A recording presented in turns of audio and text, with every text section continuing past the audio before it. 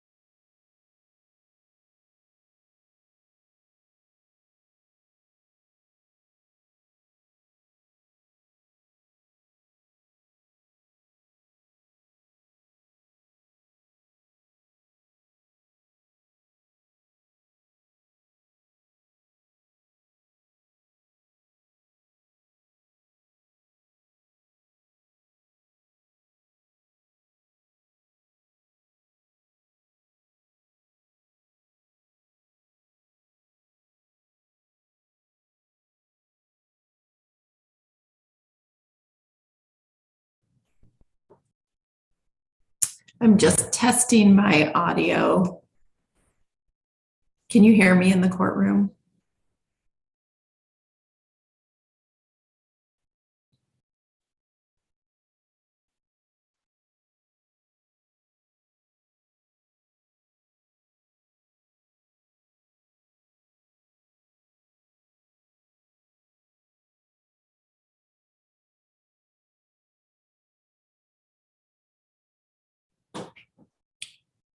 Good morning. Can you hear me in the courtroom?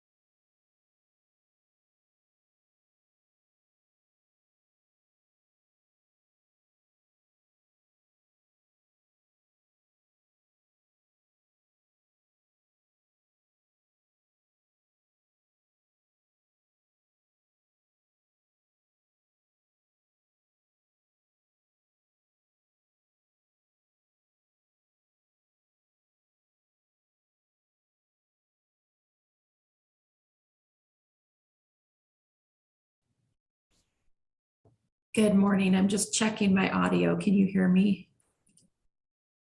Yes, we can hear you, Jill. Well, you know, the document was pretty, positive.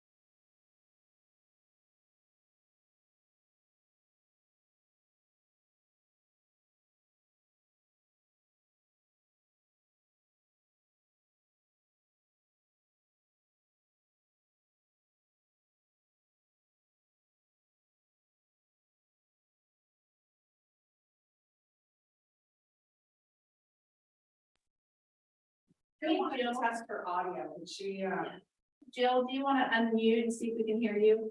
Yeah, so with my video on, No, I can't hear you. with this, can you hear me? Nope, can't hear you. I can hear you, Jill. Unmuted. Let me make sure Judge Let's see, here. because it seemed like other folks on Zoom could, so I'm wondering. Yeah, I hear you just fine, Jill, with your video on. How much what are we doing tonight? So I'm from.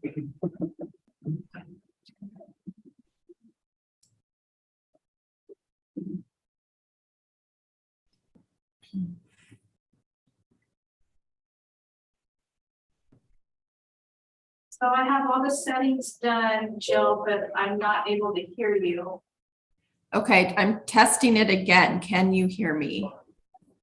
I can't hear you. I wonder if you can sign off and then sign back on. I don't know if that will do anything.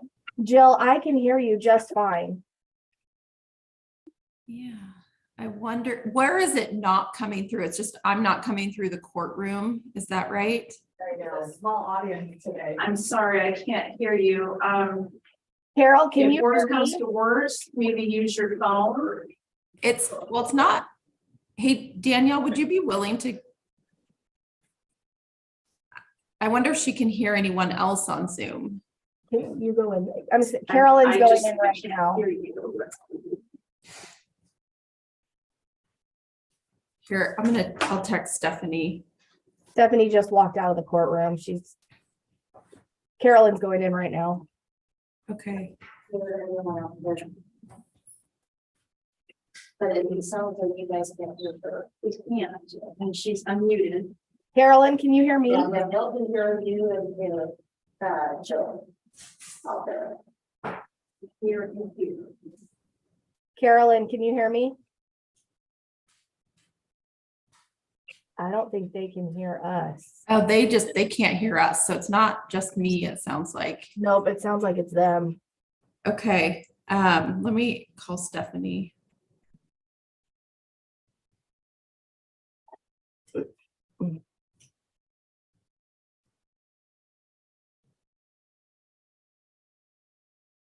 Hey, can you go back in the courtroom? Tell Carol it's not me. Everyone on Zoom can hear each other. It's the courtroom that can't hear anyone on Zoom. Okay.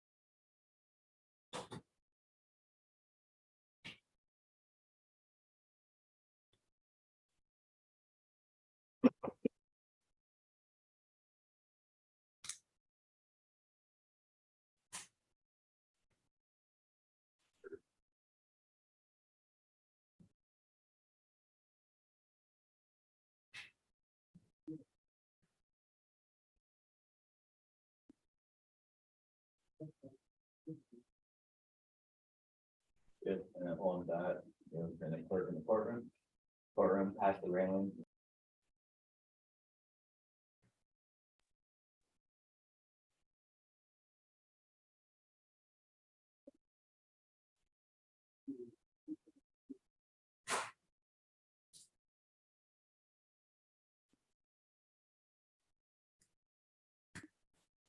Joe, can you go ahead and try and talk, see if we can hear you? Yes, good morning. Can you hear me? Yes. You can?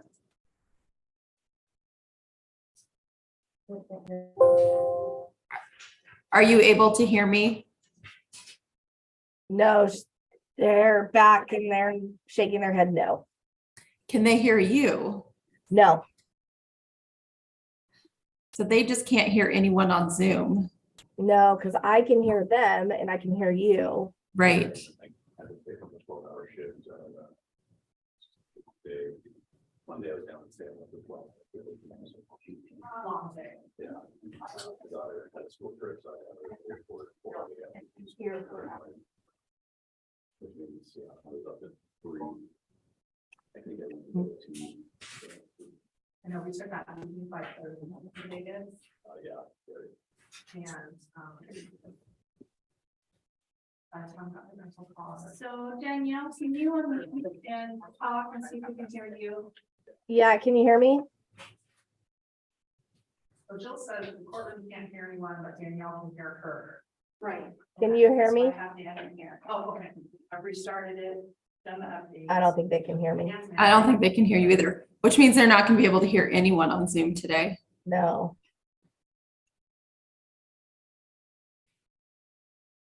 I mean, I'm glad it's not just a me problem, but I'm sure we'll get it figured out. Yeah.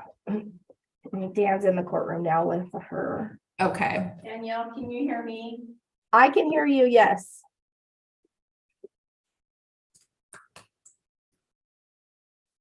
If we're trying to figure out a problem, I'm sorry, this is Brandon. I can hear everybody too. Danielle? Thank you, Brandon. I think what's going on is on Zoom, our Zooms are working. The courtroom can't hear anyone on Zoom. Yeah, everybody, Gotcha. Brandon can hear everybody too. Yeah, so it's not a Zoom issue. Must be a courtroom audio issue. Ms. Carvey, I'm gonna send you the plea paperwork on Frisbee Okay. and so it should be coming shortly. I gotta figure out the You scanner. could, yeah, Stephanie can scan it to me easily. Okay, I will find stuff. Yeah. Thank you, Mr. Campbell.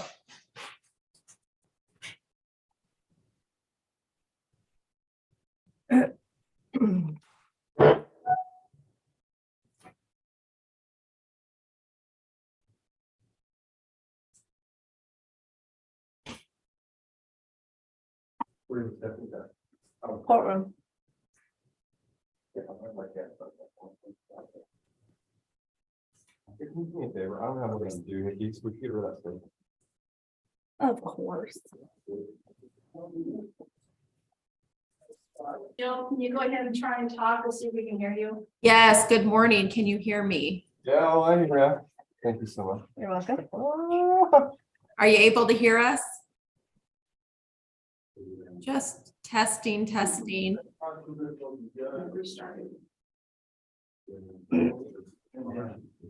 the computer, so you want to shut everything down? What? No, I'm wondering if I should shut Zoom all the way off and restart it. Yeah, maybe.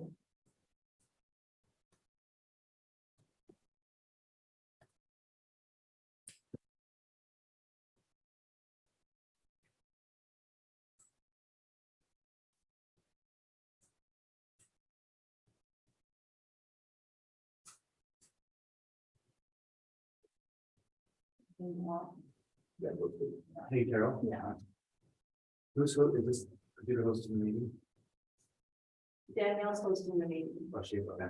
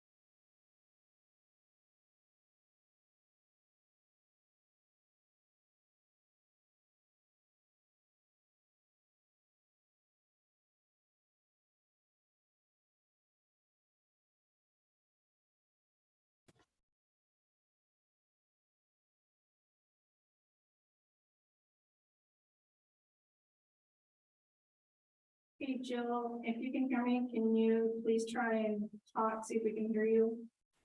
Yes, good morning. Can you hear me? Is it working? I can hear you.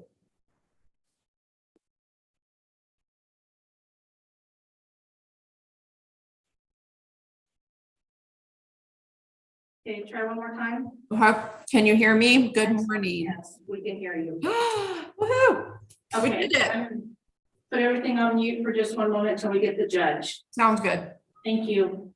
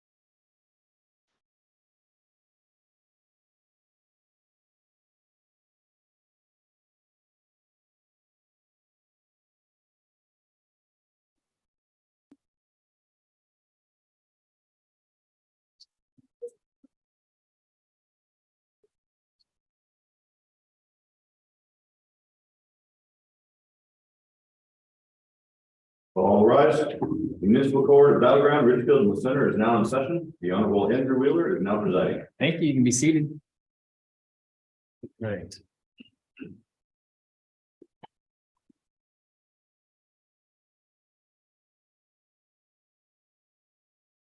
Apologize to everyone for the delay this morning. We've had some tech issues that we're hoping have been resolved, but bear with us because we might have more tech issues. So let's hope that's not the case.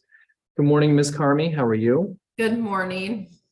Here from my out-of-state office, as you can see. So Well, we're glad to have you with us.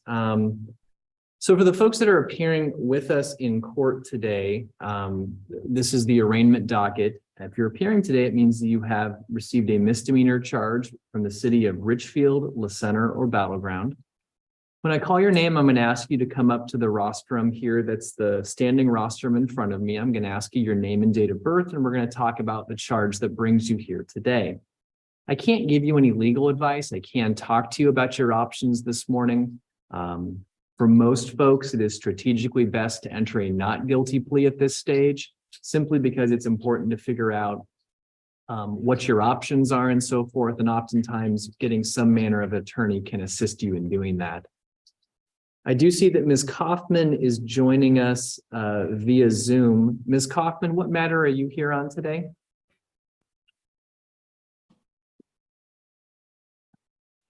Sorry, Your Honor, I was trying to unmute. I have Miss Trombley for arraignment on a Okay. DUI. She's present in Yeah, so court. Ms. Trombley is here. Come on up, Ms. Trombley.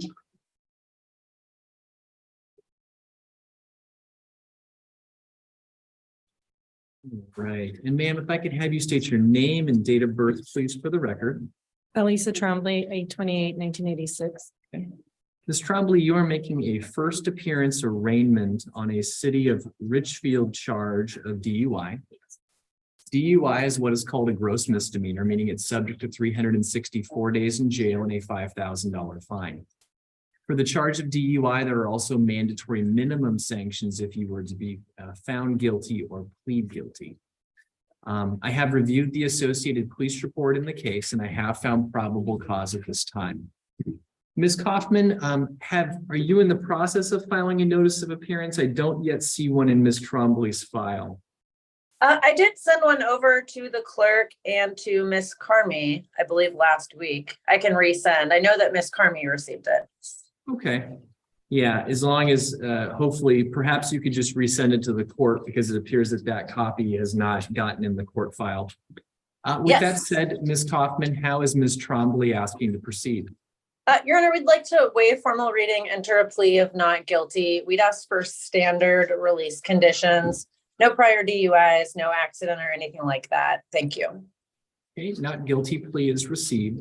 What I'm going to do, Ms. Trombley, first off is assign you some future court dates, and then we're going to be discussing conditions of release. I'm going to hear from the city attorney, Ms. Carmi, and then I'm going to hear from your attorney, Ms. Kaufman. Okay.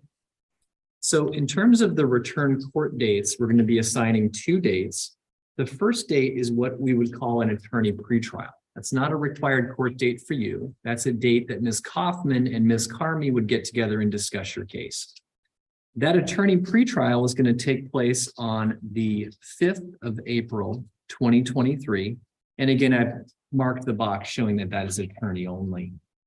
Your next mandatory court date, ma'am, is going to be on the 27th of April, 2023.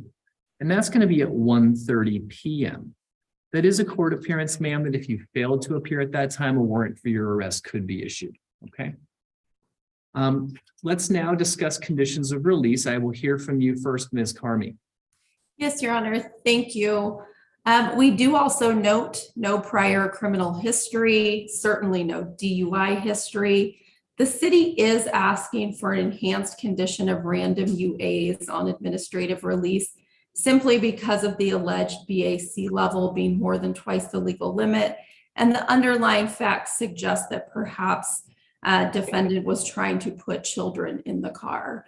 So Ms. Kaufman and I have already begun discussing this case. I do believe resolution will happen sooner than later, but we in the interim believe random UAs are in the best interest of the community and the family. Go ahead, Ms. Kaufman. And Your Honor, as previously briefly mentioned, we just asked for standard release conditions. She is actively working with the DOL and maybe getting an ignition interlock soon anyways. She is completely embarrassed about this situation. She is not drinking at all. So I don't have any problem with her taking UAs. It's just that she works from home. She has, I believe, 3 children, 2 or 3 children. So I think it's going to be a hardship for her to have to go down for random UAs because of how much she has going on. So I'd ask for standard conditions again, because no accident and no criminal history whatsoever. Thank you. And I would agree with you, Ms. Kaufman, in most circumstances. I think that my concerns, just articulating them out loud, was this was during a custody exchange where it would appear to me that children were going to be getting into Ms. Trombley's vehicle. Certainly, if Ms. Trombley would have driven away with those children, we would likely be looking at charges like reckless endangerment as well for having your children in your vehicle. So while I understand your attorney is saying you're not drinking, I think that for future child exchanges, because I'm assuming that these exchanges are going to continue to take place, I'm going to give Ms. Trombley the option of either installing an interlock device in her vehicle within 5 business days or doing the random UA condition.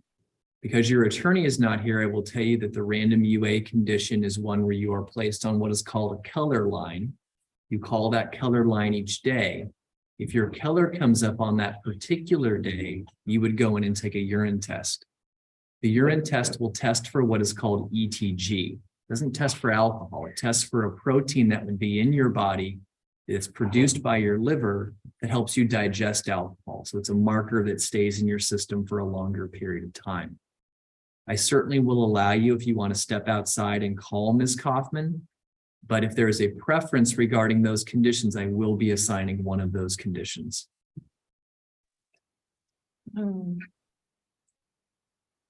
can I color really quick? Sure.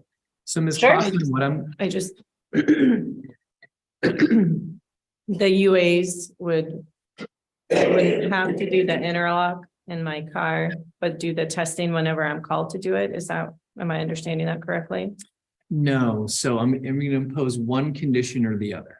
Okay, So you're either going to choose to have the interlock condition within 5 business days or the random UA condition. I'm not going to impose both. I think that would be a financial burden on you. I think it would not be proportional based on your lack of criminal history. yeah. So I'm giving you the option to choose which one you would prefer.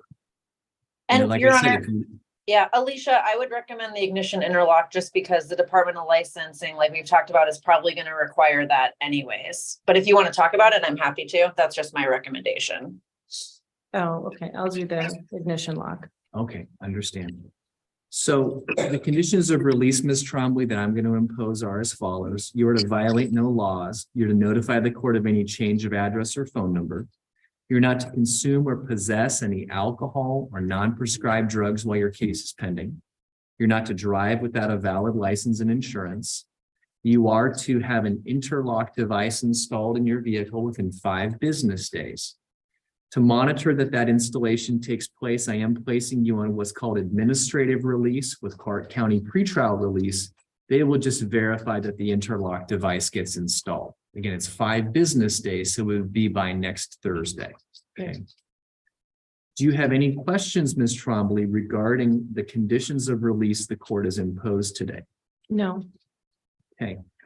I am going to be getting you a copy over by the door of your release conditions and your return court date.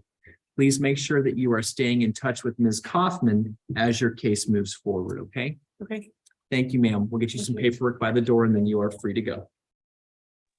Thank you, Your Honor. Thank you, counsel. Thank you, Ms. Kaufman. Mr. Campbell, it looks like you have a matter ready with Ms. Frisbee, perhaps? Yes, Your Honor, it's a new custody matter. It's a change of plea. I don't see Ms. Frisbee. Is she perhaps? still Oh, I in the probably breakout? left her in the breakout room, Judge. Okay. I Do I need to go back and, No, I think she is back. okay. Ms. Frisbee, can you hear the court, ma'am? Yes, Thank you very much. Can you tell me your name and date of birth, please, for the record? Ashley Frisbee, 4/19/1992. Okay. Ms. Frisbee, your attorney, Mr. Campbell, was present with us here in court. Have you had plenty of time to talk to Mr. Campbell this morning? Yes, Do you need any additional time to speak to him?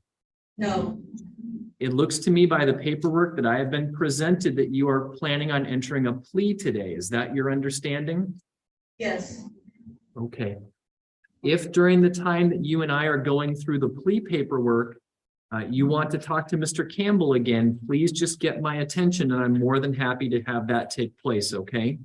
okay, Mr. Campbell, I would note I have the order of dismissal. I have the statement of defendant on plea of guilty. I have the judgment and sentence. I don't see a PTA where there's supposed to be one with. Your Honor, this is a little bit of a different deal.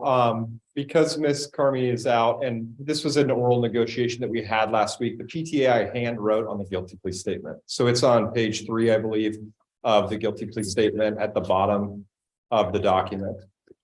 Okay, sounds I good. apologize. That's all right. And Your Honor, if the court needs something filed by me, we can get it done later today. This kind of came together end of last week and finalized today. Totally fine. I think we'll be able to roll with it at this time. So Ms. Frisbee, you are 30 years old. It looks like you've completed 10 grades in school and have your GED. Is that correct? yes, Are you able to read and understand the English language? yes, Okay. It looks like in regards to our case today, that we are entering pleas to a charge of criminal trespass in the 1st degree and theft in the 3rd degree. It looks like another charge of theft in the 3rd degree then is being dismissed. Is that your understanding? yes, To the charges that you are entering pleas to, you are giving up several important rights in entering a guilty plea today. You have the right to a speedy and public trial by an impartial jury in the county where the crimes alleged to have been committed. You have the right to remain silent before and during trial and the right to refuse to testify against yourself. You have the right at trial to hear and question the witnesses who testify against you. You have the right at trial to testify and have witnesses testify for you, and these witnesses can be made to appear at no expense to you. You're presumed innocent unless the charge is proven beyond a reasonable doubt or you enter a plea of guilty, and you have the right to appeal a finding of guilt after trial. Do you understand those rights? Yes, And do you understand that entering your plea today, you're waiving or giving up those rights? yes, Both charges that you are entering pleas of guilty to are what are called gross misdemeanors, meaning they are subject to 364 days in jail and a $5,000 fine. There's been a pretrial agreement that has been set forth in your case. Do you understand the court does not have to follow anyone's recommendation as to sentence, but can Yes. sentence you up to the maximum authorized by law? yeah, Both of your cases carry a 2-year term of probation. During that probation, the court can have you pay cost, fees, and assessments as authorized by law. You understand that? yes, To the charge of criminal trespass in the first degree taking place on March 7th, 2023 in the city of Battle Ground, Washington, how do you plead? guilty, To the charge of theft in the third degree, also taking place on March 7th, 2023 in the city of Battle Ground, Washington, how do you plead? guilty, Has anyone on either charge made any threats or promises to you to get you to plead guilty? no, Mr. Campbell, would you supplement a factual basis onto the record, please? Oh, Your Honor, did I forget to write that in? She and I went over it orally, and then I'm so sorry. On or about March 8th, 2023 in March the, 7th. I believe it was the 8th. This is the report is dated the 8th. Let me look back. Should be the 8th. The DCH says the 7th, but let me take a peek as well. We went, she and I went over it being the 8th, but I think on the citations that have been filed in court, it says March 7th. okay, that's fine. On or about March 7th, Judge 2023 in the city of Battle Ground, Washington, having previously been excluded from Fred Meyer, Miss Frisbee unlawfully entered Fred Meyer and then obtained property of a value at least less than $750 of property unlawfully intending to deprive Fred Meyer of that property.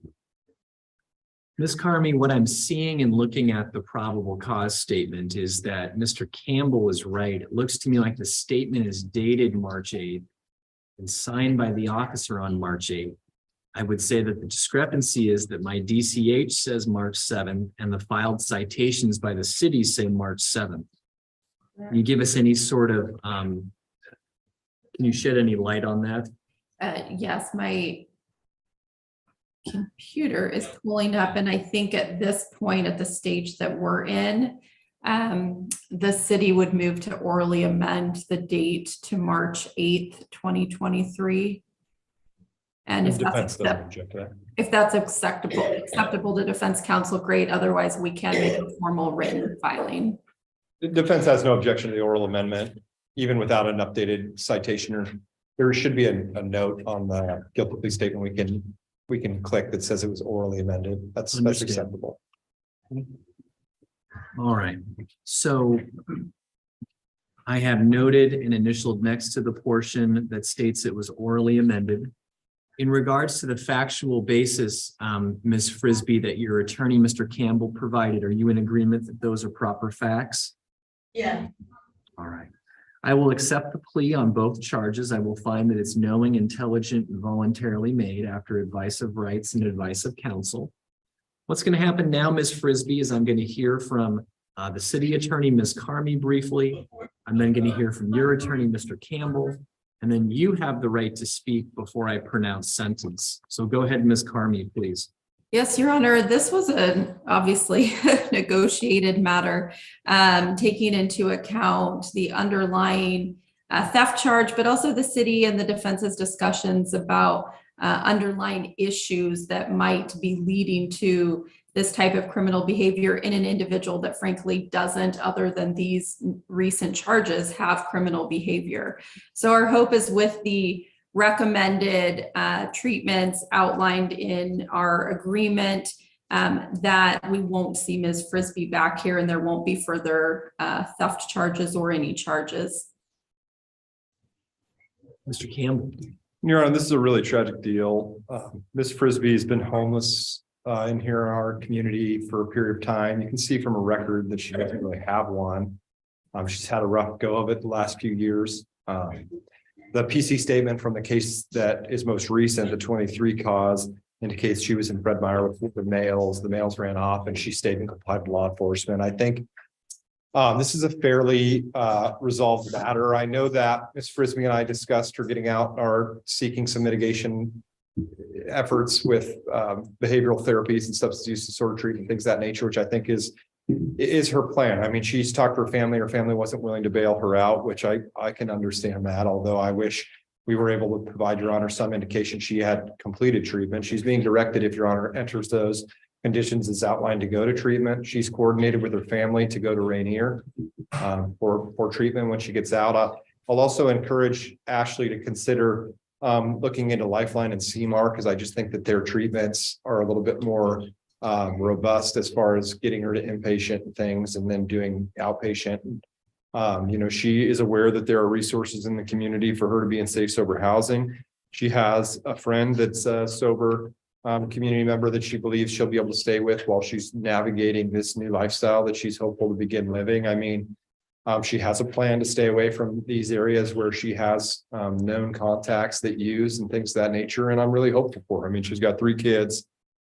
She's got a sizable substance use disorder history. I mean, it could really be a situation where we're reading her name in the papers if she doesn't get this figured out in a very tragic kind of way. So I know that Ms. Frisbee's had some time to clean up while she's been in custody, and her hope is to move forward on a path in a new direction, Your Honor. And so we're asking you to impose those conditions as outlined. In truth, at her first hearing, we had an agreement to do 10 days jail to take responsibility for these matters, and she's done 16 now trying to bail out. So I do believe that this is a fairly resolved matter. Ms. Frisbee, you can provide the judge any information you want, or you don't have to say anything.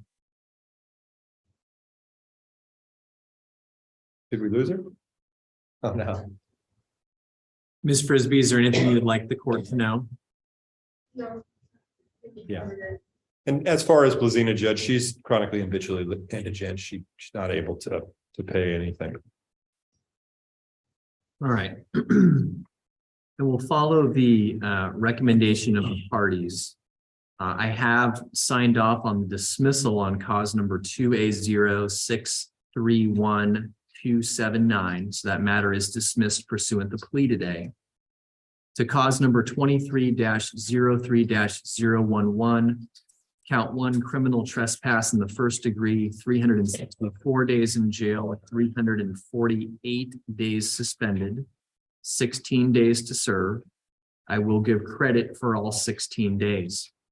$5,000 fine pursuant Ms. Frisbee's financial status, all 5,000 suspended. Count 2, theft in the third degree, 364 days in jail, suspend again 348 days for 16 days to serve.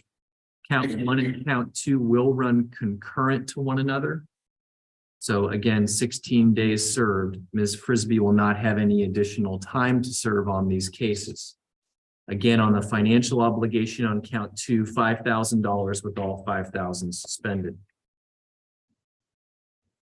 Other conditions: no contact with Wilco and Fred Meyer stores, to be determined on restitution to Wilco and Fred Meyer stores. Conditions, additional conditions: no criminal law violations, bench probation for 24 months. Ms. Frisbee is to obtain a substance use disorder evaluation and comply with the recommended treatment. Ms. Frisbee, to make sure you are taking steps in that manner, both for yourself, your family, and your children, we are going to set a review date in the city of Battle Ground on the 22nd of June, 2023 at 1:30 p.m. That is a mandatory court date, ma'am, and if you fail to appear at that time, a warrant can be issued. So, I'm sorry, Judge. Go ahead. Miss Frisbee, you're gonna get this paperwork, but it's easy to lose in the jail. They have a court website. You can search for your future court date. You can also call my office or Battleground Municipal Court to refamiliarize yourself with that June date. You don't miss that date, because otherwise a warrant will issue, okay? Okay. Thank you, Judge. All right. Good luck, Ms. Frisbee.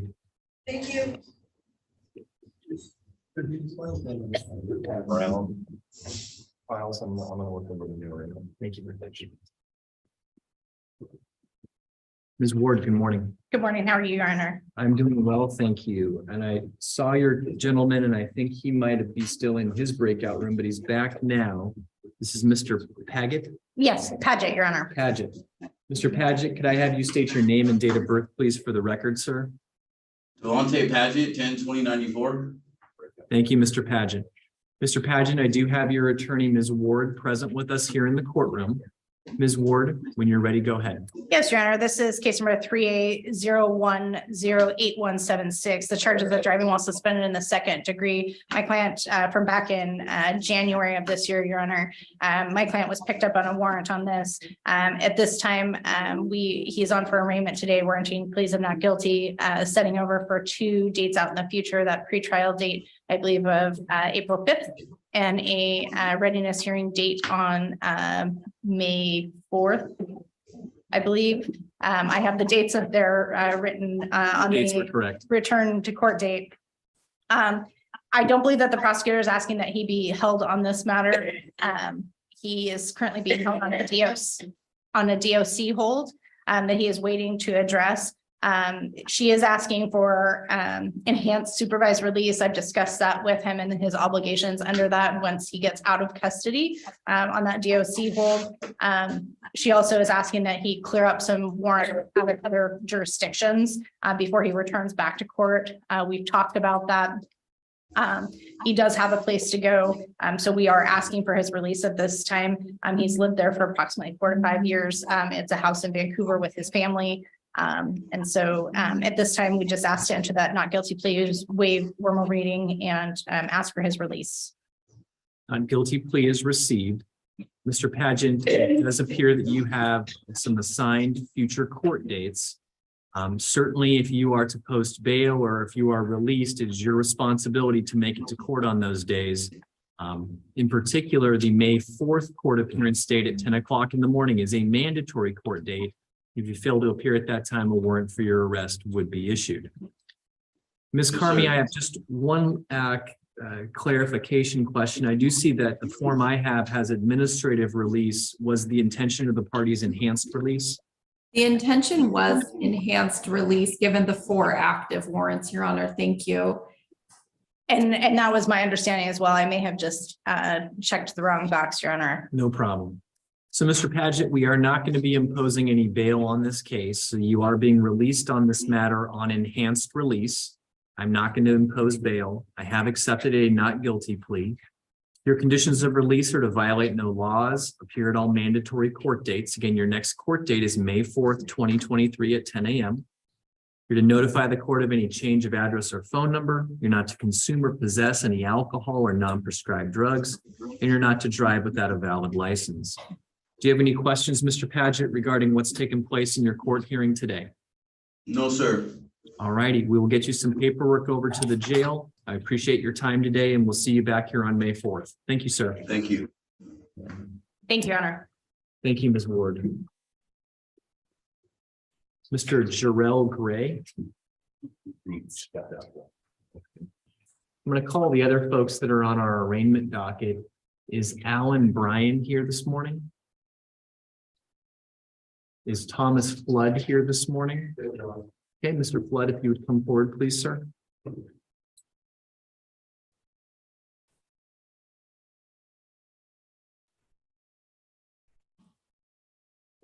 If you could state your name and date of birth, please, for the record. Thomas Lyle Flood, 10/28/2000. Mr. Flood, you are making a first appearance arraignment on a city of Ridgefield protection order violation. A protection order violation, sir, is a gross misdemeanor in the state of Washington, meaning it's subject to 364 days in jail and a $5,000 fine. I was able to review the associated police reports on your case yesterday, and I did find probable cause. Because this is a criminal charge, sir, you have several important rights, including the right to remain silent, the right to a speedy and public trial, and the right to an attorney. Would you like to be screened today, sir, for a court-appointed attorney? Yes, Your Honor. Okay. I'm going to ask you some questions about your income to determine if you qualify. Do you receive any manner of state assistance at all right now? No, sir. Are you employed right now? No, sir. Do you have any income in your household? No. You will find that you are indigent. The court will assign Rebecca Ward to represent you.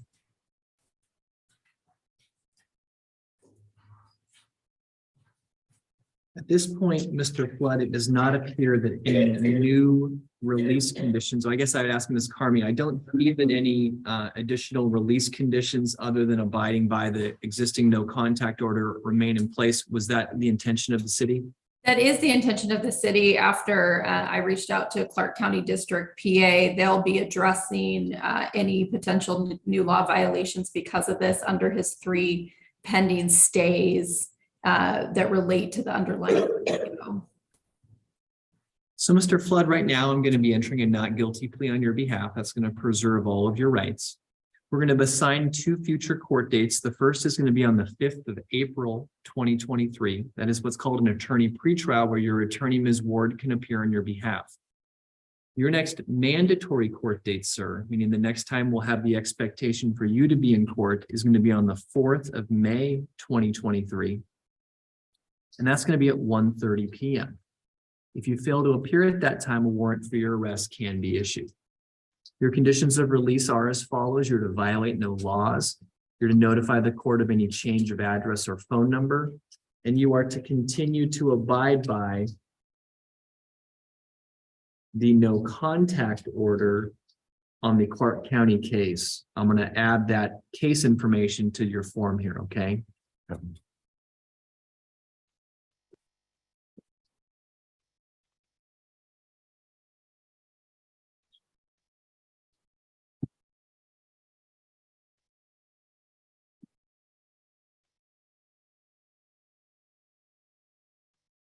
You're being released today on your recognizance.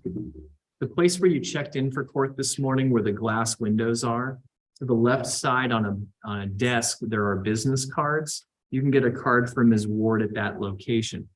Is there a phone number if Ms. Ward needs to give you a call that she can reach you at? Yes, sir. 360-702-1411. 1410 11. 1411. Yes, sir. Is there an email address she can contact you at? Yes, sir. It'll be thomasflood1028@gmail.com.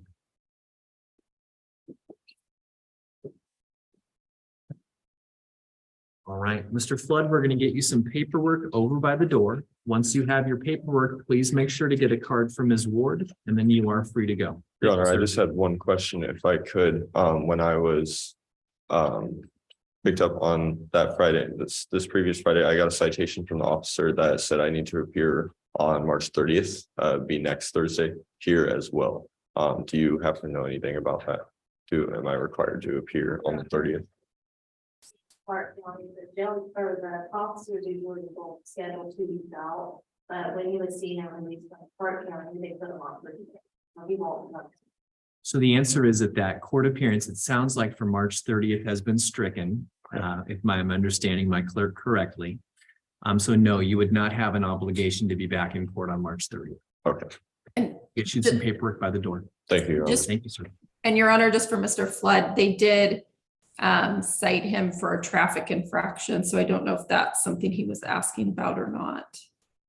Do we have the traffic infraction from the city of Richfield present in the criminal file? It should be, it was the same incident. Is there a tag on the outside? Oh, I thought you wanted still. You know, Yeah, pretty we tricky. have the infraction still. Okay, that Okay. infraction will continue to track, meaning it'll follow along with this case. As long as there's no warrants issued, we shouldn't have any issues with that. Okay. Okay, thank you. Okay, thank you. Mr. McFadden, did the clerks talk to you about your appearance at 10 a.m.? No. Okay, so I'm not able to, as you can imagine, hear your case. Pro Tem JC Thayer is going to be remoting in at 10 o'clock this morning to hear your arraignment today. So I apologize. I didn't intend to keep you waiting here, but you have about 45 minutes before she'll be expecting to remote in. Okay. Okay. Just wanted to let you know. Taylor Height here. Lacey Malone.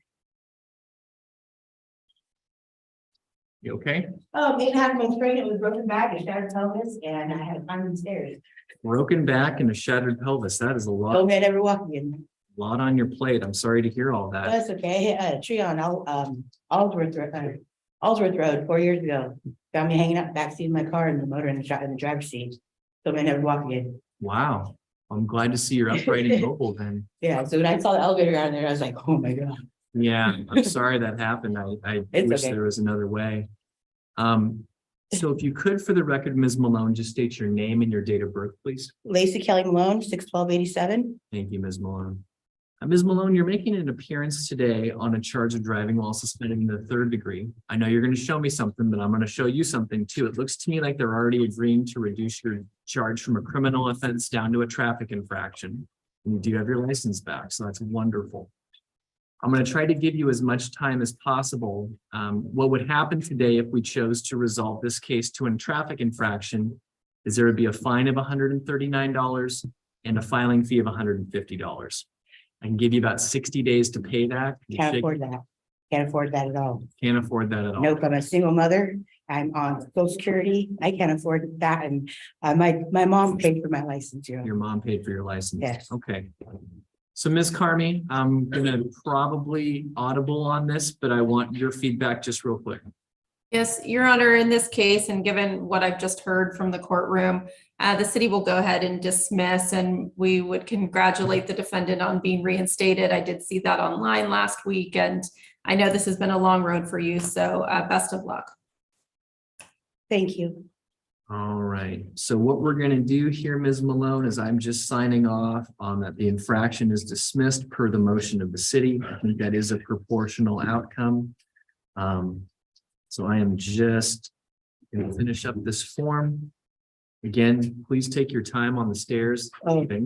We're gonna get you a document over by the door here very momentarily, and then you are free to go. Gravity works better. Gravity works better.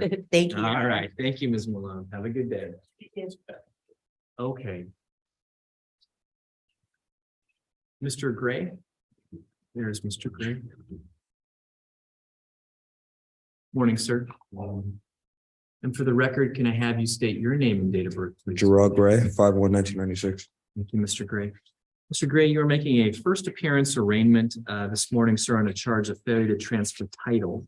That is a simple misdemeanor in the state of Washington, subject to 90 days in jail and a $1,000 fine. I did review the police report and I did find probable cause. It looks to me like right now the city has a motion to dismiss or amend, your criminal charge down to a traffic infraction. It would mean that you wouldn't be entering a plea today, that the charge instead would be changed to a infraction called failure to register vehicle within 30 days. It'd be a fine of $145 and a filing fee of $150. So it'd be a total fine of $295. Would you like to go ahead and resolve your case today as a traffic infraction? Yes. Okay. I am going to go ahead and sign off on that. We're going to be getting you some paperwork, Mr. Gray, regarding paying your fine over by the door here in a minute or two. Once you have your paperwork, you are free to go. And this concludes your criminal case today. Thank you, sir. Ms. Brown? All right. Clifton Brown, if you come forward, please, with Mr. Campbell. So Clifton, just do me a favor, don't speak. Judge, so Clifton Brown is here. He saw here earlier than what our last setting was for an originating arraignment on a DUI and no contact order violation allegation, which also violates the underlying cases and release conditions on 3A0252-948. So we're also here on a release violation hearing, Judge, and we're prepared to proceed on all of those matters. Okay. So let's do first things first. I understand you told Mr. Brown not to speak, but I'm going to ask you, sir, just to say your name and date of birth, please. Clifton Darnell Brown, 6/15/1964. Thank you, Mr. Brown. Yes, sir. I am assuming right now we're going to be entering not guilty pleas on our two new cases. Yes, Your Honor. Okay, so not guilty pleas are received on cause number 3A00428814. That is a DUI allegation. And on cause number 3A0276935, that is a no contact order violation.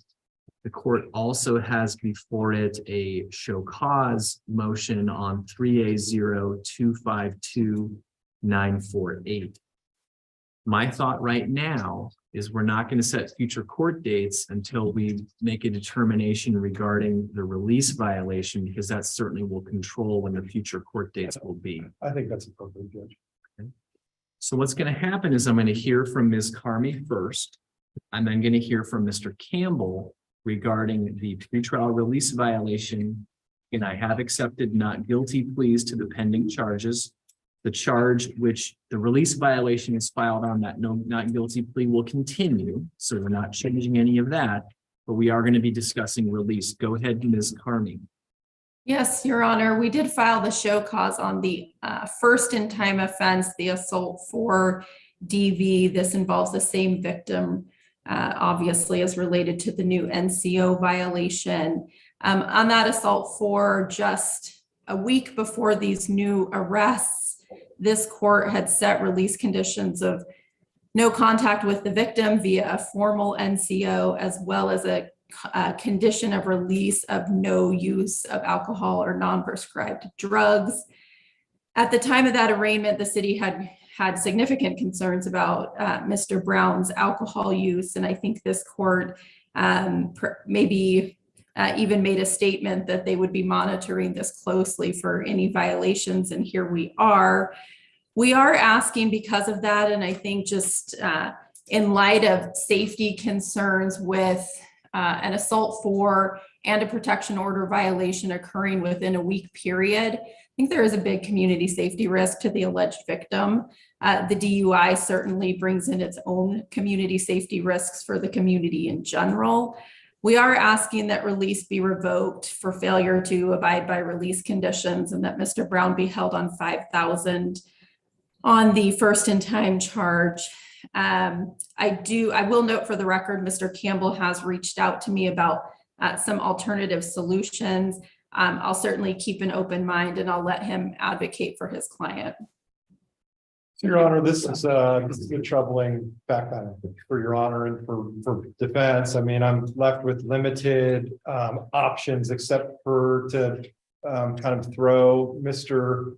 Brown at the mercy of the court. The reason being is that just financially speaking, I mean, you can see he's living in his car here. He doesn't have financial monies with which to obtain scram. He doesn't have financial monies with which to provide UAs. I'm not exactly sure what is going on as far as the size of the substance use disorder, but there can be substance use disorders that it's impossible without medical intervention to be able to deal with. I mean, if we look at the PC statement as it relates to the DUI and the protection order violation, I understand certainly the community safety risk, but my client doesn't have a past history of sizable alcohol related offenses. He was arguably safely off the roadway in this case, which I'm not trying to defend the case today, but basically he was sleeping in his car after having allegedly driven to a local place to get some toothbrushes and things of that nature. I mean, the no contact order violation appears to have been I won't call it unwitting because he can't be diminished if it's intentional that he's intoxicated, but it doesn't appear that it was an intentional volitional act. I can tell you that he's a veteran of the military service. I've spoken with Matt Burge, our local veteran justice officer, about Mr. Brown. Matt was hopeful that we could bring Mr. Brown into our veterans court. And I've spoken with Clifton about this. Clifton needs resources. He's reached out in the community for homeless resources. He expressed how difficult it was going to be for him living in a car in the community at arraignment at his last hearing. And this is just a tragic situation. He's not going to be benefited by going into the jail. And I'm going to ask as a lesser restrictive alternative to his having to check in on intensive supervision, that we even have him check in maybe with the court at the window once a week when we have court, and be in court in 2 weeks to see what effort I can provide the court in meaningfulness for his efforts with Matt. I've given him Matt's cell phone and his work number today. And I would imagine that we may even be able to get him housing in VA housing. I don't know exactly what the timeline on something like that would be. And it would certainly take Clifton's desire to access treatment. They have a local homelessness, inpatient substance use disorder treatment. And I'm not trying to kind of block the court's hands in this discussion, but because of how the path to VA treatment works, getting someone from in custody to treatment services in the community is about a 2-month path, because they have to get COVID tested with PCR testing. There's just all these barriers. The veteran justice officer can't get in to do the drug and alcohol assessment. Clifton is in a situation where it's possible. I mean, I don't know if the DOL packet is going to be sent out suspending his driver's license, but he's on a ticking time bomb for not being able to drive lawfully, potentially in this situation. I'll have to look at discovery to see what happened with just the facts of this case as it relates to his driving ability. But he's in a really dire situation. That's absolutely true. And so what I'm asking Your Honor to do is to put him back on the next court date that I am going to be here. I would even be willing to come in person next week so we can monitor and see where he's at. I mean, obviously he's pretrial in these cases, so this is a lesser restrictive alternative to his being taken into jail on these requests, because of the allegations that he's been drinking after Your Honor told him to, and not to, obviously, and then he made a phone call while apparently in a very dire kind of situation mentally from the influence of alcohol. And so I'm back here in court, Your Honor. Looks like it's not going to be for 3 weeks. I'd ask that we just set this matter on for next week. Maybe I can give Your Honor an update if you're willing to give him that chance. And I understand. I mean, he will not be able to post. You could put $100 on him, and I don't think he'd be able to get out. So, it's a difficult situation. He doesn't have the money for any kind of alcohol monitoring and things of that nature, and that's just where we're left arguing. I know veterans are traditionally supposed to be treated differently. And so he's just asking for this one opportunity based off his service to our nation. And really there's nothing else I got to hang my hat on. And, so that's what we have. I have no confidence at this point that the county would refile these charges, but I think that there is a chance. I mean, I will speak with Katie Sinclair, and advocate for Clifton that these matters, if he wants to come into Veterans Court, get brought over to the county and he can be given resources, which is what he deserves based off his service and what he really needs, because he's struggling. There's no doubt. That's where we're at. So, Mr. Brown, when you were last before me on the 9th of March, we were attempting to accommodate your circumstance, your housing circumstances, and those sort of things. Even reflecting on that police report, there was a dynamic in that household that was going on that you weren't going to be staying there anyway, at least in terms of some of the allegations regarding the daughter, the protected party. My concern now, sir, is that I'm putting a person that very clearly has a substantial alcohol issue in a vehicle 24/7. The allegations in this case is that you are causing issues in a public settings, being impaired. People are having you at that point trying to talk to their children and those sorts of things. There is certainly documentation by witnesses of how you are operating your vehicle before you get stopped. I appreciate your service to our country, but I have to protect the citizens of Battleground. And if you having what I would perceive to be a substantial alcohol issue, alcohol was involved twice now in your charges, and one could argue 3 times, because you, again, were impaired at the time you attempted to call the protected party. I understand Mr. Campbell's situation, but this is too dangerous. We're one intersection away from you blowing a stoplight and killing a family of 4. That's not what your intentions are. That's not what your intentions are. But that comes back to me. Because the first time I didn't impose any conditions, I just told you not to drink. And you came back with 2 alcohol charges in 2 weeks because you've been drinking. Well, just to be clear, Judge, they were the same day. I mean, it was the same incident. I just want to, I know Your Honor knows that. I want to be clear on the record. I know. But that said, I don't have any other choices. There's nothing else I can do at this point. Mr. Campbell is a wonderful advocate. He has good ties as a veteran himself with the VA court or with the Veterans Court. I think that that would be a good opportunity, but I don't trust even letting you out for another week that you're not going to continue to drink. I don't trust it. He's right. We don't have any other resources that you can afford for the court to ensure this. The only assurance this court is going to have is by placing you in custody. I will follow Mr. Campbell's recommendation to set this over 1 week. I'm not looking to incarcerate you for a long period of time, but I just don't have any other tools in my toolbox right now of what we're going to do. Your next court date for the readiness hearing is going to be on March 30th, 2023. If you are in custody at that time, that will take place at 8:30 in the morning. What was the bail amount, Judge? I'm sorry. I'm imposing bail on cause number 3A0252-948 in the amount of $2,000. If Mr. Brown is able to post bail, his release conditions are to violate no laws, to appear at all mandatory court dates, to notify the court of any change of address or phone number, to not consume or possess any alcohol or non-prescribed drugs, not to drive without a valid license and insurance. He will be on intensive pretrial release if he posts bail with a 24/7 either Scram or BART monitor. I'm fine with either one. I know BART is the cheaper of the two, but there's no way, shape, or form that I'm taking the risk again with Mr. Brown, alcohol and driving.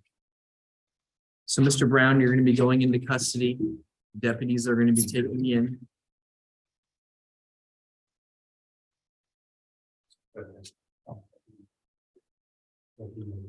And Your Honor, could I ask for just one additional clarification matter? Yes. On the DUI case ending in 814, it appeared to me as though district court did not have the PC statement at the time and found no PC. Could Your Honor put a ruling on the record as to that issue?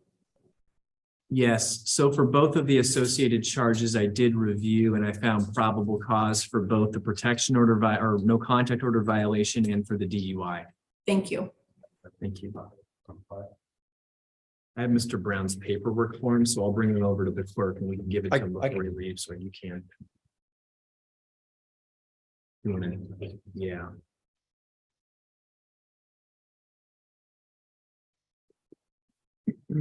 Thank you. Thank you, sir. Good luck.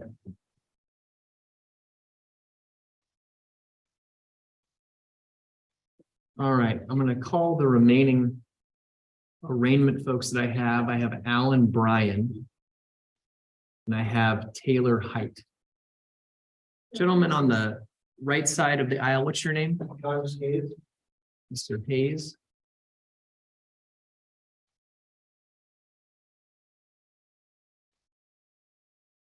I'm just trying to make sure I heard your name right. Hayes, Hayes. Kays. Apologize. Were you scheduled for court today? Yeah, I checked in. Okay. Were you scheduled at 10 a.m.? Well, I was told here 8:30. You guys going tonight? No, we were on the bench at 8:30. The one item late, and I came in, I didn't see no signs saying 4 hours and I was lost. It said it was closed on 9, it was gonna be around. I think the website says it opens at 9, but. Oh, no, we're here at 8:30. That looks like a 1:30 review. Yeah, your schedule, it looks like, sir, at 1:30 this afternoon. Oh, he's released from custody. Okay. So, Mr. Kays, why don't you come forward, sir?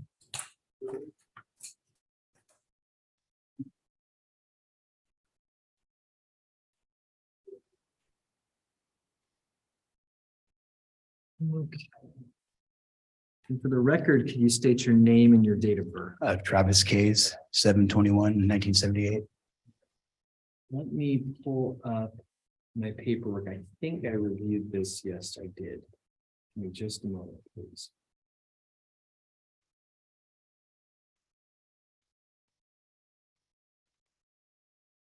All right, so Mr. Kays, you were before the court on a 2019 case. This is 9Z05222351.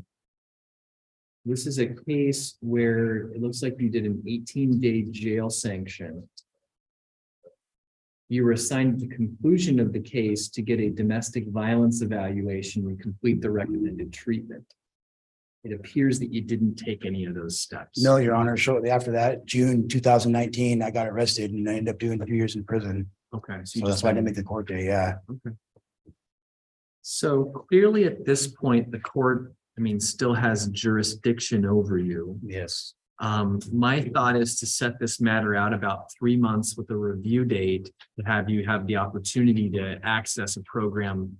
Certainly, if you took any programs in prison or so forth that you think that you can get credit for, if you're doing anything through DOC, I'm more than willing to look at what the work you are doing. Okay.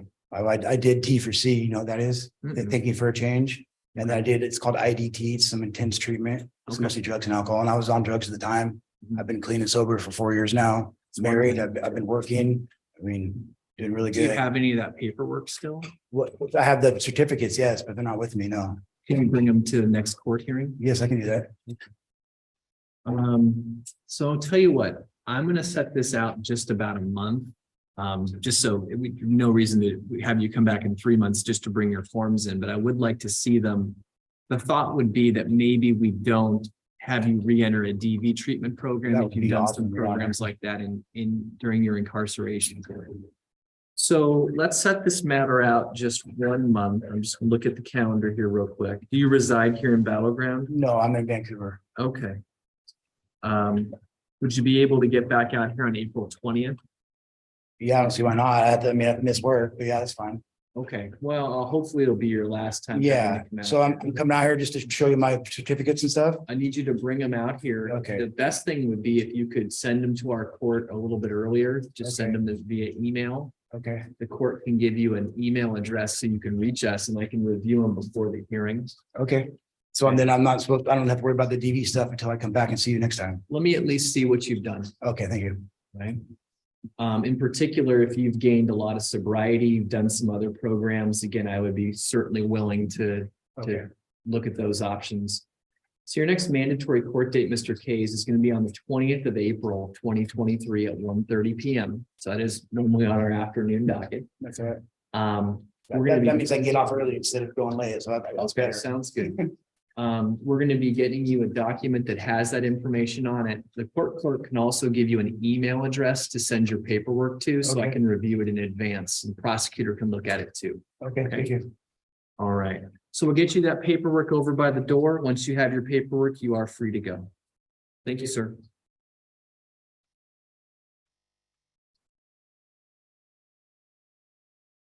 Thank you.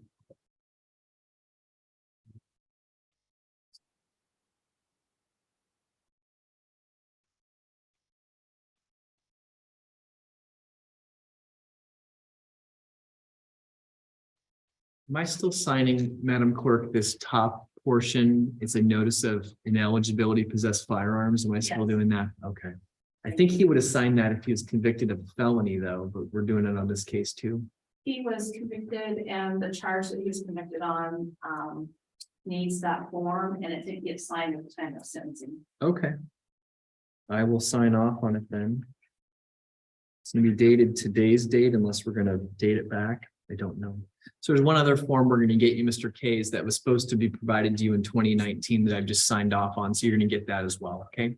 Awesome. I did it twice. I did it in prison and I got out and just maybe do it again. Okay. Like I said, just provide us the graduation forms or whatever you have that shows you have completed those steps. And I'm more than happy to look at it and see if we can get you credit towards those. All right, thank you.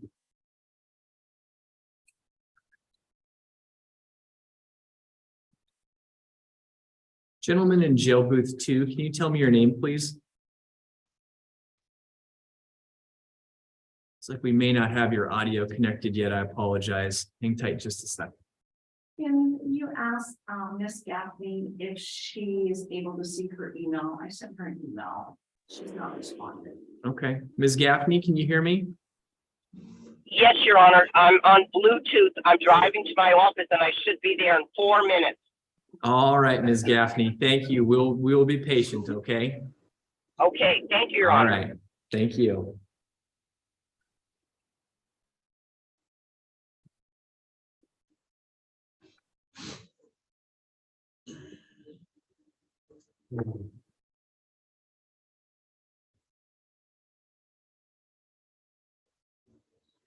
Gentleman in jail booth 2, can you tell me your name again, Yeah. sir? I apologize, we didn't have the audio hooked up. That's okay. Cleve Goheen Ringo. Okay, thank you, Mr. Goheen Ringo. And that is a case possibly from Miss Gaffney. Okay. So Mr. Campbell, Shane's office. Okay. So I've reached out to Mary Kay to see if she has her conflict. So Ms. Gaffney, who is going to be arriving at her office very shortly, is with us on Zoom.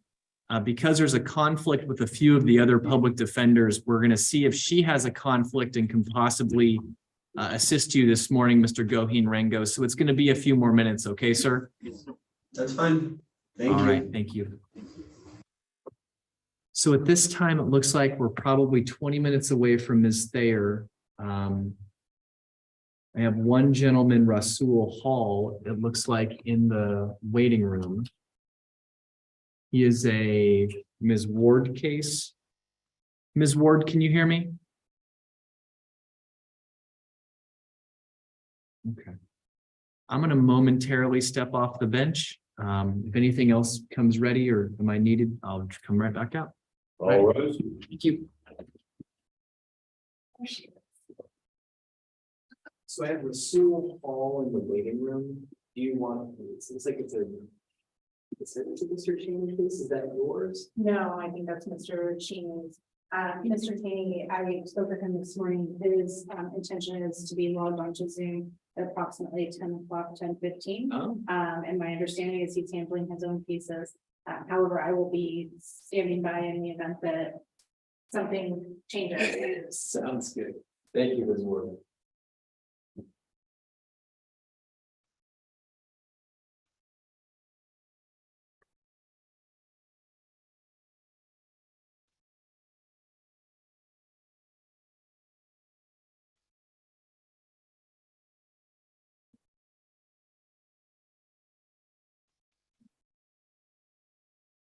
Who's to sign them? Sign them.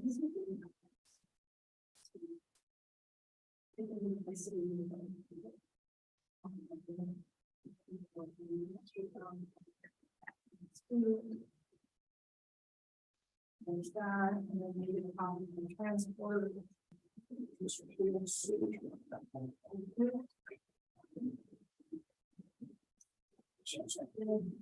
I'll look at it again. Yep.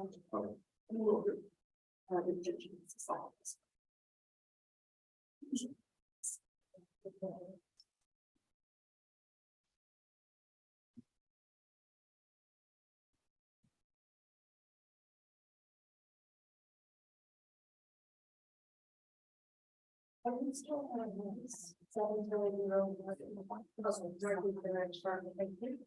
And cut this one, not sure. Okay, I see that. Don't say that. Okay, just want to make sure. Is it gonna be? I hopefully don't ask for measures of comfort, so we need to hear that.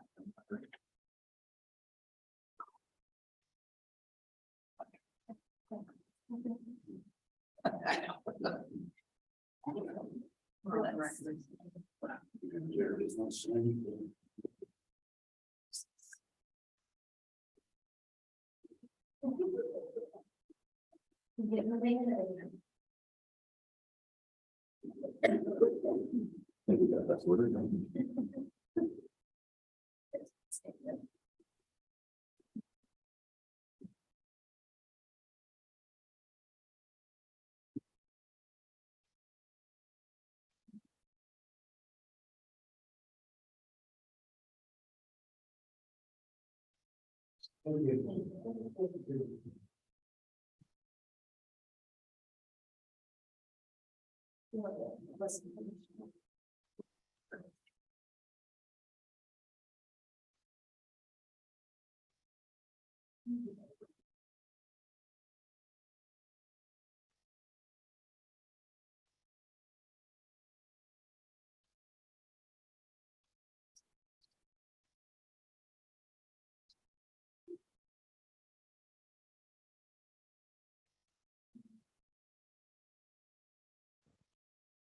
And if you say that's what you custody.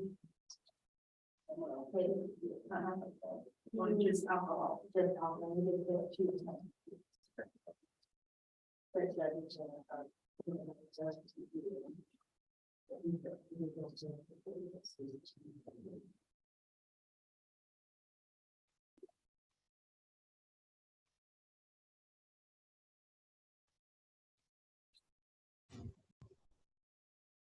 You remember? Yeah. How's everybody doing? Each day? Yeah. It's my wife's birthday. I haven't really planned anything and only gifts that I got, I'm sure it knows. What's up with that? And I'm thinking, I'm gonna call her to see if I can coordinate a friend's birthday for tomorrow. Is that inappropriate or not? I feel like that is inappropriate. What's inappropriate? Call my wife to see if I can coordinate a happy hour for a friend's birthday tomorrow. I haven't done anything for her birthday today. I think that, I think that's a good idea. I mean, she was really nice. They say opposite.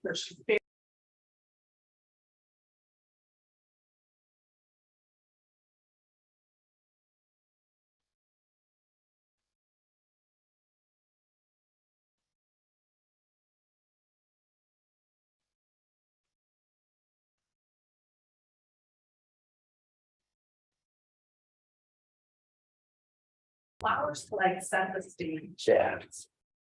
Yeah. I was thinking for flowers. So, although I've still got flowers in the house from last time I got in trouble, but they're still, So like, it could be like. Yeah. You know, they're my favorite, like flower things, and they're very expensive, but. You know. yeah. that So makes maybe like.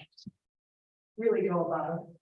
sense. Judge, we have Shane Wyden here. He's making first appearance, or actually, I should apologize. He's here on a regularly scheduled review hearing. And he's currently being held on a felony matter. So he's out of custody on our matter. Mr. Wyden, can I have you state your name and date of birth, please, for the record? Shane Arthur Whiting, 4287. Thank you, sir. As you've heard, your attorney, Mr. Campbell, is with us here in court. Mr. Campbell, how is Mr. Wyden asking to proceed? Well, so Your Honor, typically in a situation like this, it would often be the case that the prosecuting attorney would be asking maybe for release conditions to be revoked and bail to be imposed. I'm somewhat of the belief that because he's being held on felony charges, that maybe we are not in that platform. If we are not in that platform and his battleground release is not going to be revoked, what I'd like to do is enter a waiver till April 13th and set him over to April 13th. And then if we are going to revoke his release, he's in custody at that point. I think at that point, we've still got his commencement date is February 16th. So we would have about 60 days worth of speedy time. And I think that we would just set within that boundary if without the waiver, if release is going to be revoked. Jeff. Ms. Carmi, city's position. Yes, Your Honor, this is a theft 3 case in our court. I am not moving to revoke, and in fact, the preliminary discussions we've had would involve potentially any plea on this case, ending probation and moving on just to the felony case. I have reviewed the felony case and the likely stipulations that will happen in that case. So the city is comfortable not revoking release on this case at this time.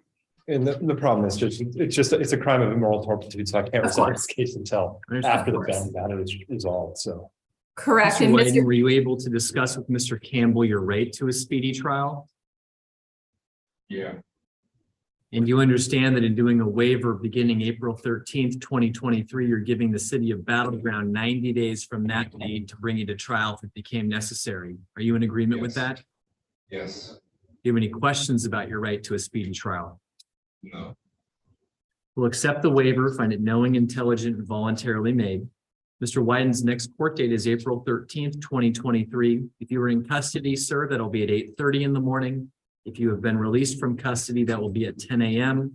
Release conditions, including no contact with Walmart, remain in place. Any questions? No. Okay, anything further, Mr. Campbell? No, Your Honor. All right, thank you both.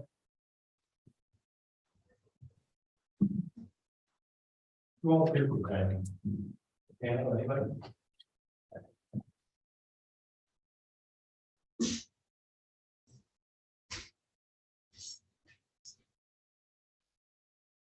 I just have one more short custody matter. When they get them into the booth, I'll be out. Can you hear me, sir?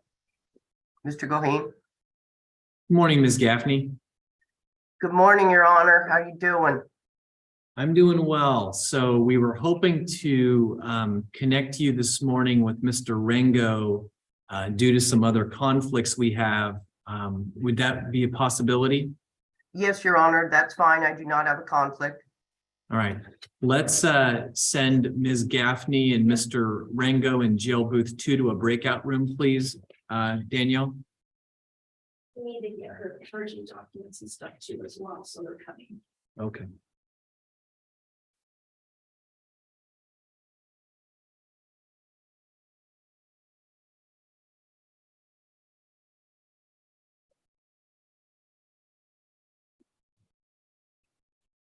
Carol, is that something you need my office to email over to her? If Stephanie has it right there, that would be great. Otherwise, I could do it here in about 10 seconds. What's that? Which document? PC statement, The- probably. Citation. Citation. The, yep. Stephanie, are you there and you can do that? Okay. I think I heard her say, "Are you there? Can you do that?" And the answer is yes. She is here. She can do it. Thank you, Your Honor. You're welcome. We have all the confidence in the world.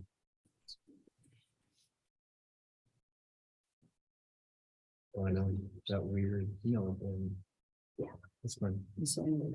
Can you redact it? Just cross it out, send it. Oh, it's that case. Extend to the side. Yes. Just a citation. I was reminded the issue with that one.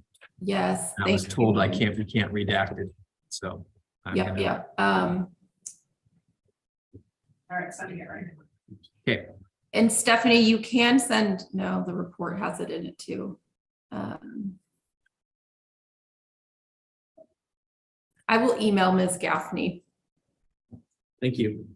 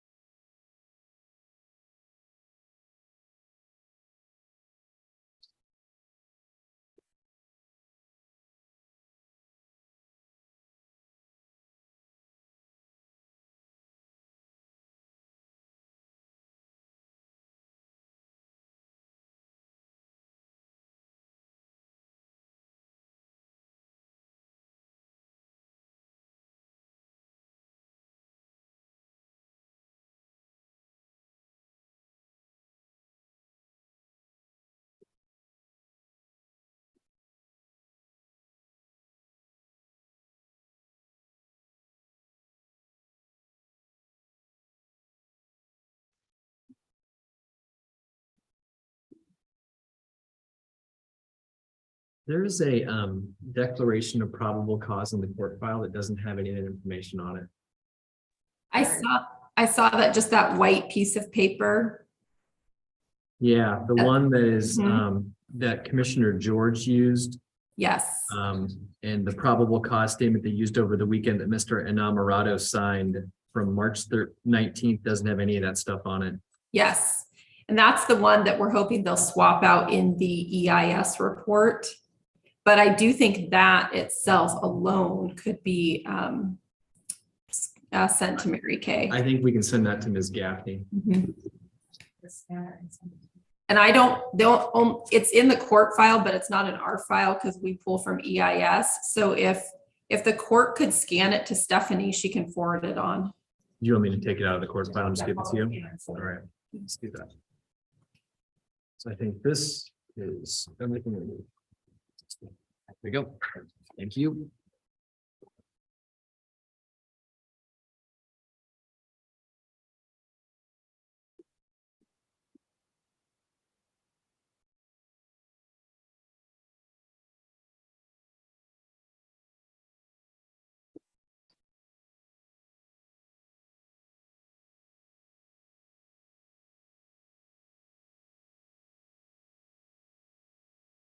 Good morning, Mr. Carley. Good morning, Your Honor. How are you? I'm doing good. How are you today? I'm doing all right. Which matter are you here on? I'm here on Mr. Duncan McPhail.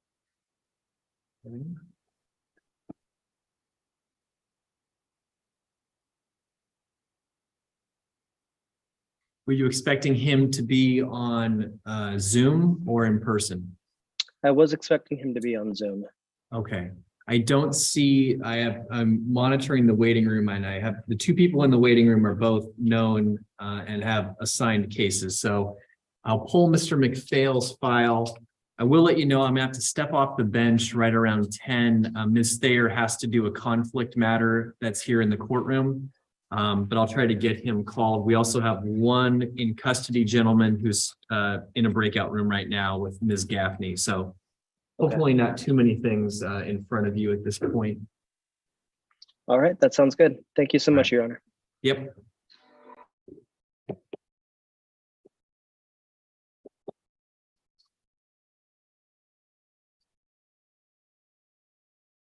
going to identify people in the waiting room here real quick.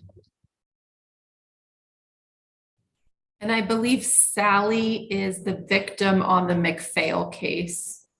Okay.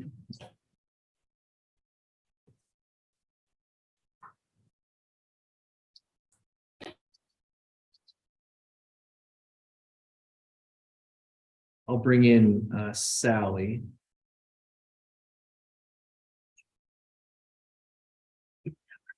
Danielle, is the iPhone 7 connected? No. All right, thank you.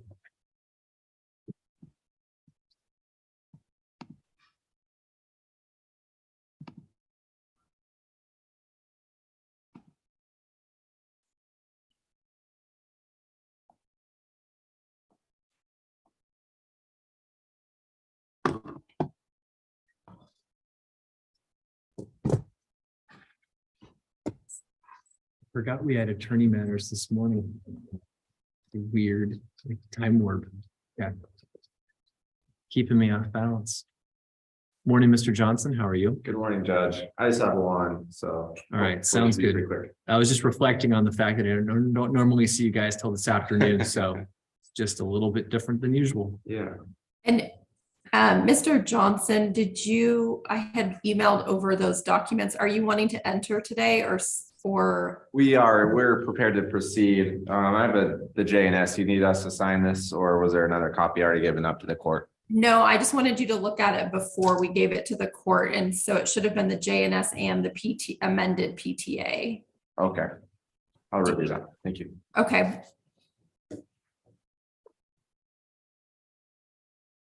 I was telling Mr. Carley, I'm gonna have to step off the bench when Ms. Thayer joins in so she can handle a conflict matter. But other than that, I'll hopefully get you guys out of here pretty quick. Okay, thank you, Judge. Okay.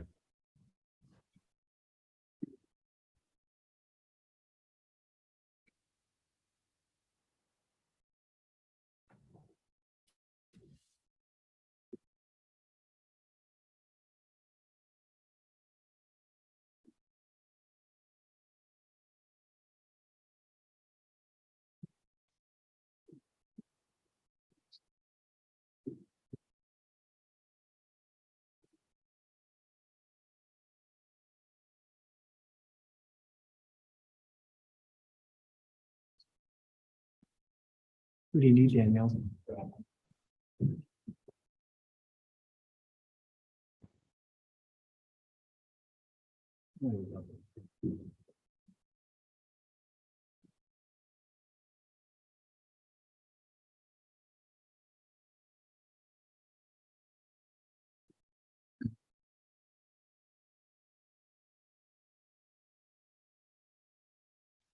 All right, thank you.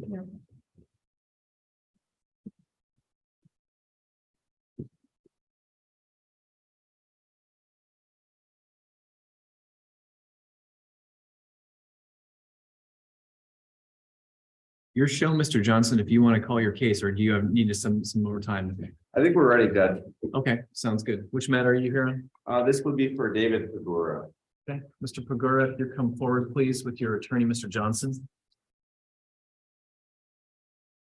I think you have all the paperwork, it looks like, Mr. Johnson, so if you want to approach with that. Okay.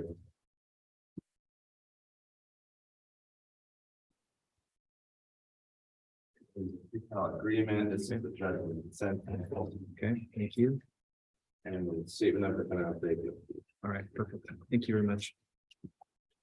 All right, Mr. Pagura, by the paperwork that I have been handed this morning, it looks to me like you are contemplating entering a plea to the charge of negligent driving in the first degree. Is that correct? Yes.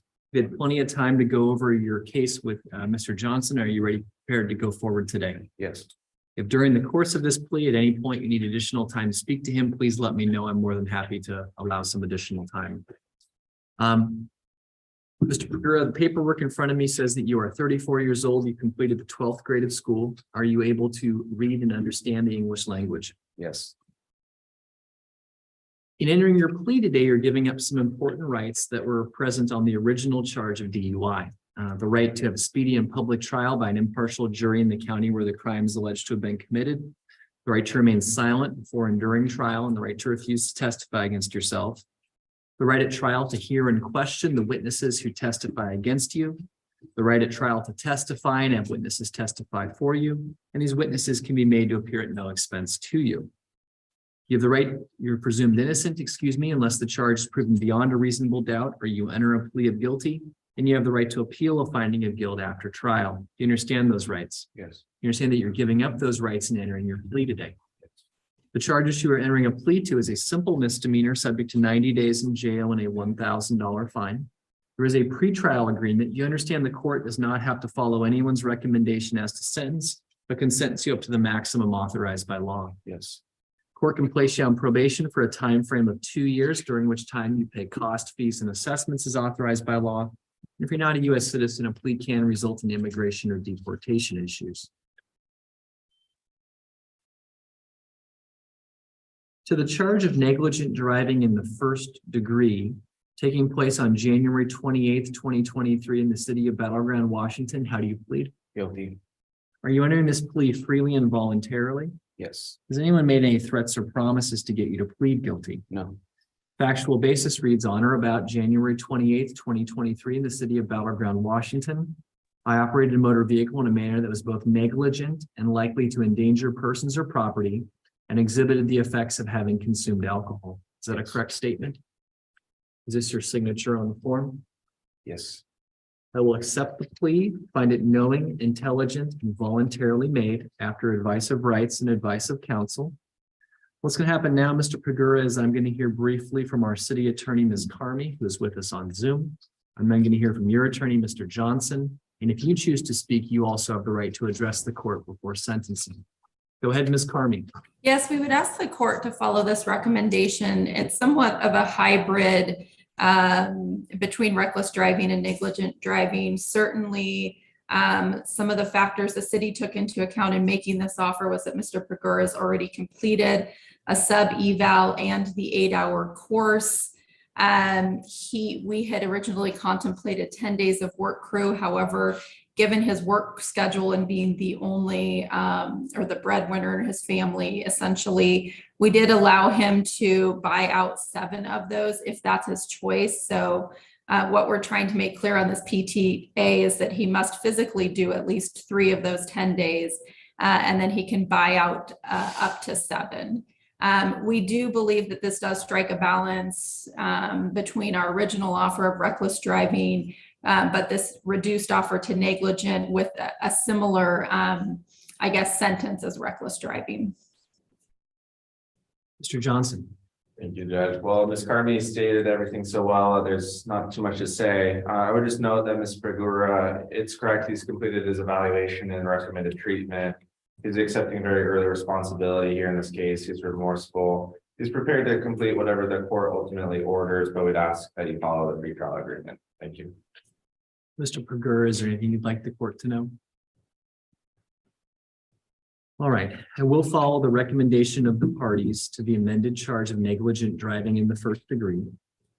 90 days with 80 days suspended, 10 days to serve on work crew. A work crew buyout can be done for 7 of those days. Is your client able to do the buyout here within the next day or 2? I believe so. Can you pay that today or tomorrow? Sure. Okay.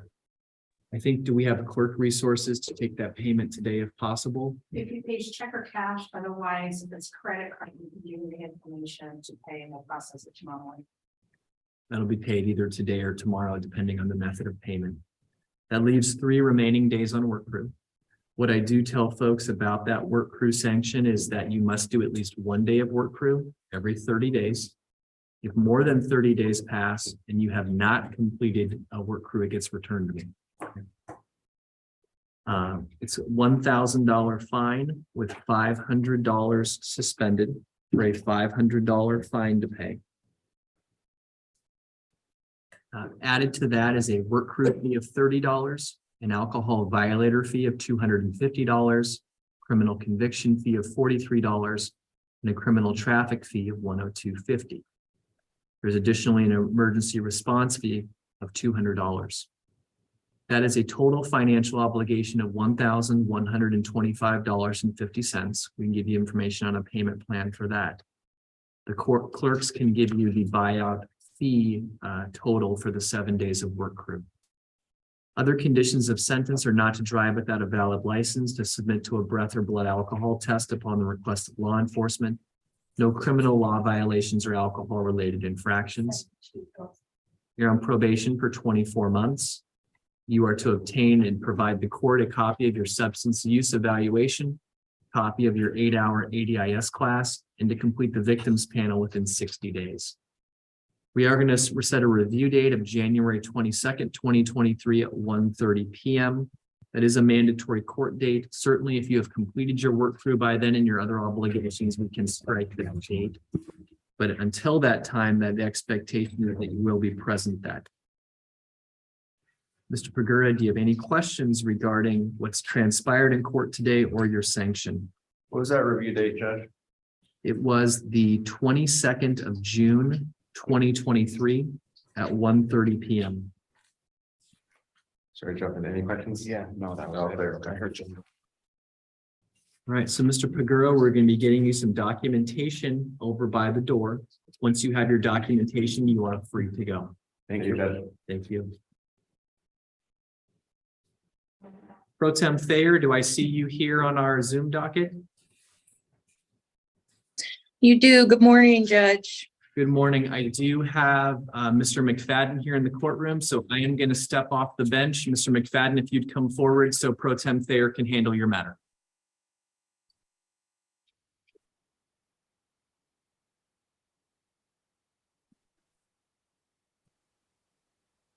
Good morning, Mr. McFadden. Good morning, Your Honor. And Ms. Carmi, are you handling this? Yes, I am. Okay, so Mr. McFadden, can you go ahead and state your full name? Jan Jed McFadden. All right, it appears here that you're being charged with suspended in the 3rd degree and operating a vehicle without an ignition interlock device.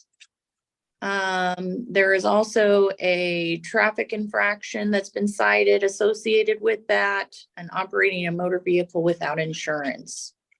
With regards to the 2 criminal charges, the driving while suspended in the 3rd degree is a simple misdemeanor that runs with it a maximum penalty of 90 days and $1,000 fine. The operating a vehicle without ignition interlock is a gross misdemeanor. That runs with it a maximum penalty of 364 days in jail and a $5,000 fine. You have the right to remain silent, the right to a speedy trial, the right to an attorney. Would you like to be screened for court-appointed counsel, Mr. McFadden? Please, Okay.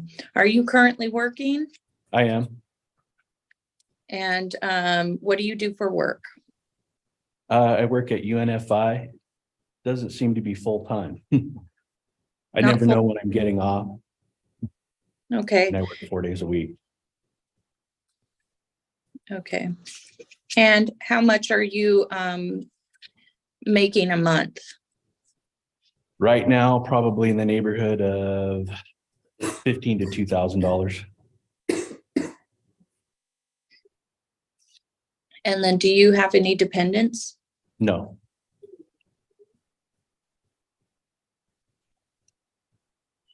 Are you receiving any government assistance? no.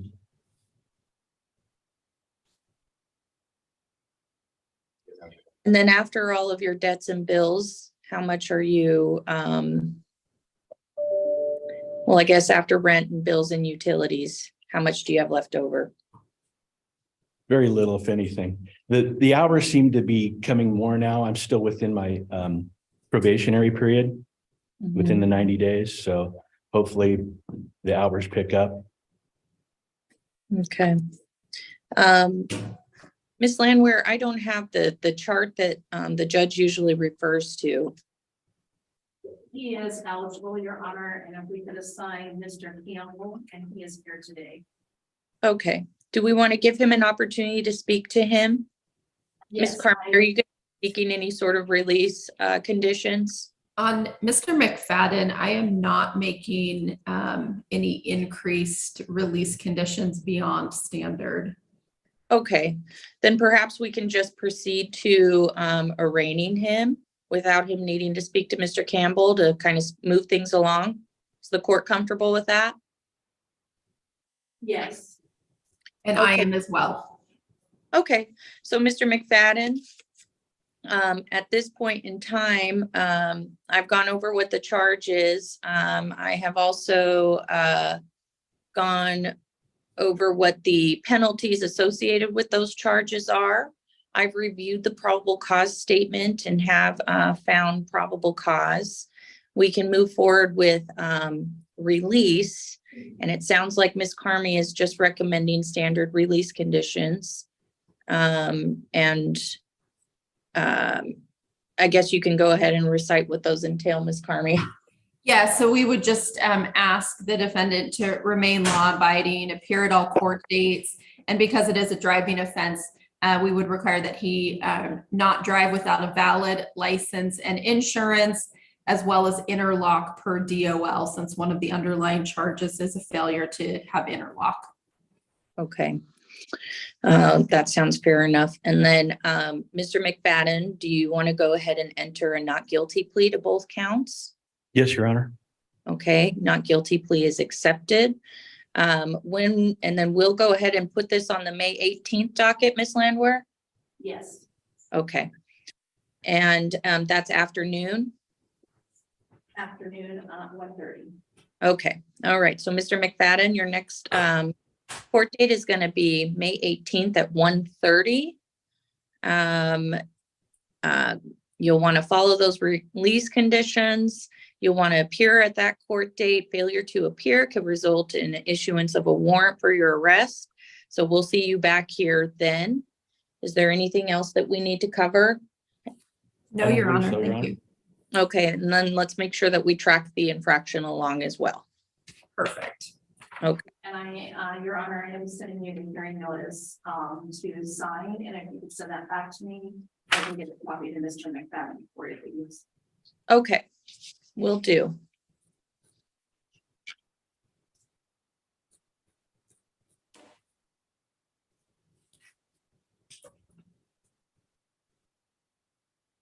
Okay, just sent it. All right, I will sign that and send that back as soon as I receive it. All right, thank you, Your Honor.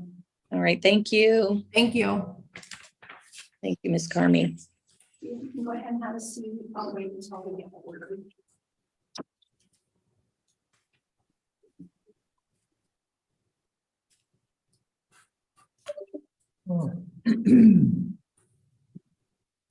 Thank you, Ms. Thayer. Appreciate that. Of course, happy to help. All right, Mr. Carly, I think we have Mr. McPhail connected. Or do we? No, he's in our waiting room again. I've tried to bring him in several times, but let's try again.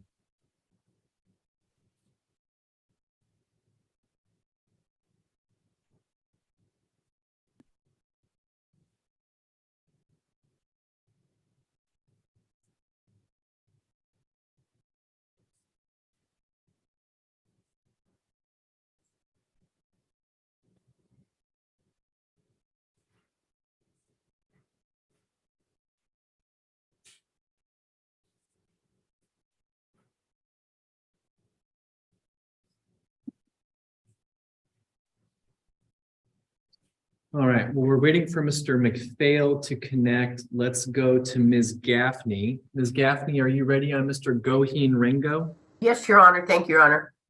All right. And Ms. Carmi is with us. Go ahead, Ms. Gaffney. How are you asking to proceed on Mr. Goheen Rango's matter? We're going to enter not guilties, waive the reading of the information. I would ask the court to consider recog. I did speak with his employer, Tom Hickman. He's been a farmhand for Mr. Hickman on and off for a long time, almost a decade, I believe. And he has an address in the center with his mother. I'd ask the court to consider recog. I would, okay, go ahead, Ms. Carmi. Yes, Your Honor. In this case, it looks like this might be, is likely another case where district court did not have the probable cause statement with it and did not find probable cause and released him on this charge. We would ask that this court make a ruling on probable cause, as well as, assuming probable cause is found, release him to intensive level supervision given his warrant history and his criminal history. Which I'm happy to go into more detail if the court needs. We would note for the court's record that we typically would request, had been planning to request a $2,000 hold. However, he is being held on a $2,000 bail bond currently in Clark County on a protection order violation case, has not been able to bail out on that. So the city requesting intensive pretrial supervision should he bail out, I think strikes the balance between what is financially feasible for this defendant and what assures his reappearance in our court for these new charges. So Mr. Goheen Ringo, I have reviewed the police reports that have been filed with this court regarding your case. I have found probable cause. You did. To both the resisting arrest charge, which is a gross misdemeanor, subject to 364 days in jail and a $5,000 fine, and the criminal trespass charge in the second degree, which is a simple misdemeanor, subject to 90 days in jail and the $1,000 fine. Based on that finding of probable cause, I will accept your pleas of not guilty to both charges. We're assigning 2 future court dates. The first is an attorney pretrial date that your attorney, Ms. Gaffney, can appear at. That is going to be on the 5th of April, 2023. It is not a required court date for you. Your next mandatory court date, sir, is going to be on the 20th of April, 2023 at 10 o'clock in the morning. That is a mandatory court date. If you were in custody at that time, you'd be appearing at 8:30. If you're out of custody, you'll be appearing again at 10 a.m. If you fail to appear, a warrant for your arrest can be issued. Your release conditions are to violate no laws, notify the court of any change of address or phone number. If you do post bail on your other matters, you will be on intensive release on this case to assure your future appearances. Looks like there is 21 prior warrants pending felony matters and 2 active warrants in Cowlitz County. So to that end, I think that release needs to have some manner of assurances that you are reappearing. So we will give you those future court dates. You are going to be released on your recognizance. Sorry, you're not going to be asked to post bail on this case, but if you do get released, you'll be on intensive pretrial release. Do the parties have any questions regarding the return court dates for Mr. Goheen Rango or the release conditions?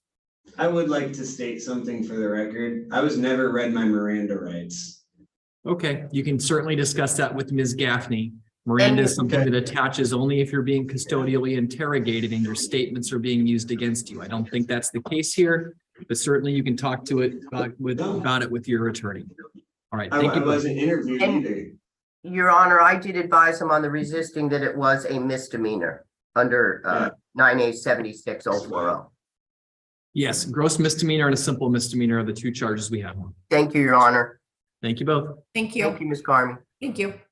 All right, Mr. Carly, it looks like we have Mr. McPhail joining us. Mr. McPhail, could I have you turn your camera on, please, sir, and unmute yourself? Duncan McPhail, if you can hear me, I need you to turn your camera on and take yourself off of mute, please.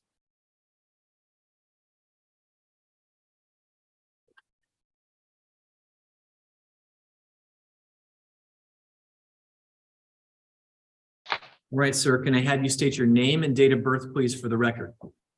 Duncan McPhail, April 7th, 1968. Thank you, Mr. McPhail. We do have your attorney, Mr. Carly, here present. I believe we also have Ms. Battershell also present with us on Zoom. I will go to you first, Mr. Carly. Go ahead. Thank you very much, Your Honor. Ms. Carmi has sent over a proposed stay for our review. I would like the opportunity to go through that with Mr. McPhail. I believe that is going to be the direction that this case heads. I have spoken with him about his right to a speedy trial. If necessary, we are certainly willing to waive that right. We would ask for a short setover, roughly about 2 weeks. So let's first address Ms. Carmi. Do you have any objection to setting this matter out 2 weeks without a waiver of speedy trial?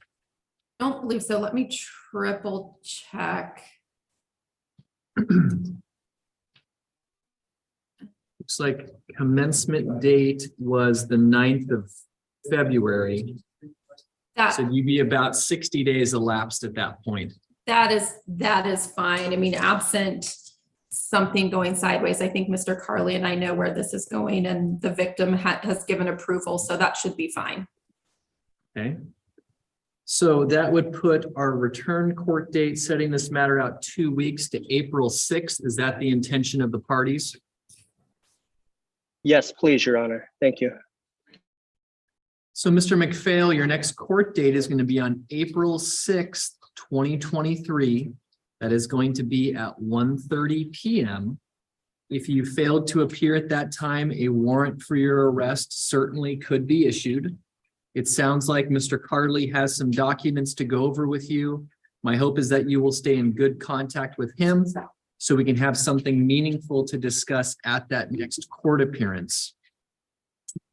Was there anything further on Mr. McPhail's matter at this time?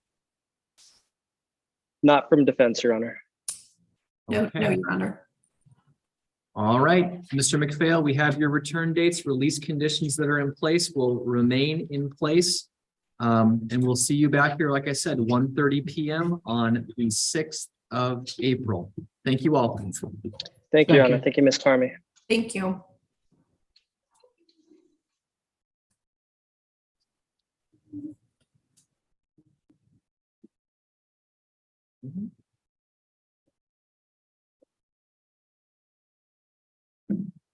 Okay, Mr. Campbell, looks like we have Mr. Judd in jail booth 1. Oh, I left one form. This goes back to Mr. McPhail's. Thank you very much. Go ahead, Mr. Campbell. And Your Honor, this matter was on set by defense for various motions and show cause orders for the 30th.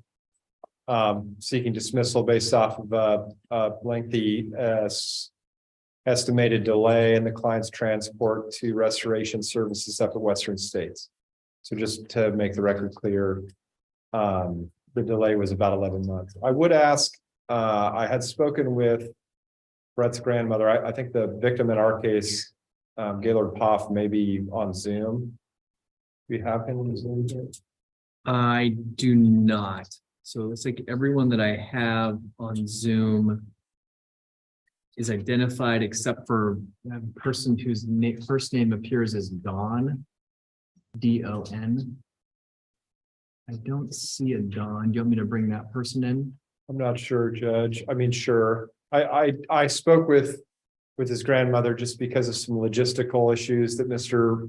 Judd is going to be dealing with, and I think it may behoove us to have them present so that they can provide input to the court on things with Mr. Judd. Yeah, I mean, it seems to me like whether we are logistically have things figured out or not, we're sort of heading towards an inevitable conclusion in Mr. Judd's case. So I don't see that there's anything else that the court can do. It's just a matter, Mr. Judd has some questions about being able to obtain property over there, and I wanted to confirm that there were no contact orders other than in the cases that we're dismissing today, prohibiting his contact with them because he's got clothing and stuff over at their home. I think that from my understanding, the family is okay with him doing that, but I hadn't spoke to the victim in this case, the grandfather. He was just frankly in the shower. And so my understanding was that they were in Zoom and would be here to advocate for what they want to do with Brett. I mean, let me see if, so I have a person who is in our docket with the Zoom name of Don, D-O-N. You've just entered our docket. Can you tell me who you are? They may not be connected. Judge, it's up to your honor. We can proceed with the hearing as you prefer, or I can step off and see if I can facilitate. They said that they were in the Zoom, so maybe they were in the Clark County Superior Court Zoom or something and had been confused. So let me make sure that I'm understanding. So I thought we had a hearing with the AG's office that was taking place on the afternoon of the 30th. Correct. And at this point, we have an agreement between the state or the city and defense to dismiss these cases and submit them for a DCR evaluation. Okay, so we have it. So this is an, okay. So the matters are being dismissed today. I understand.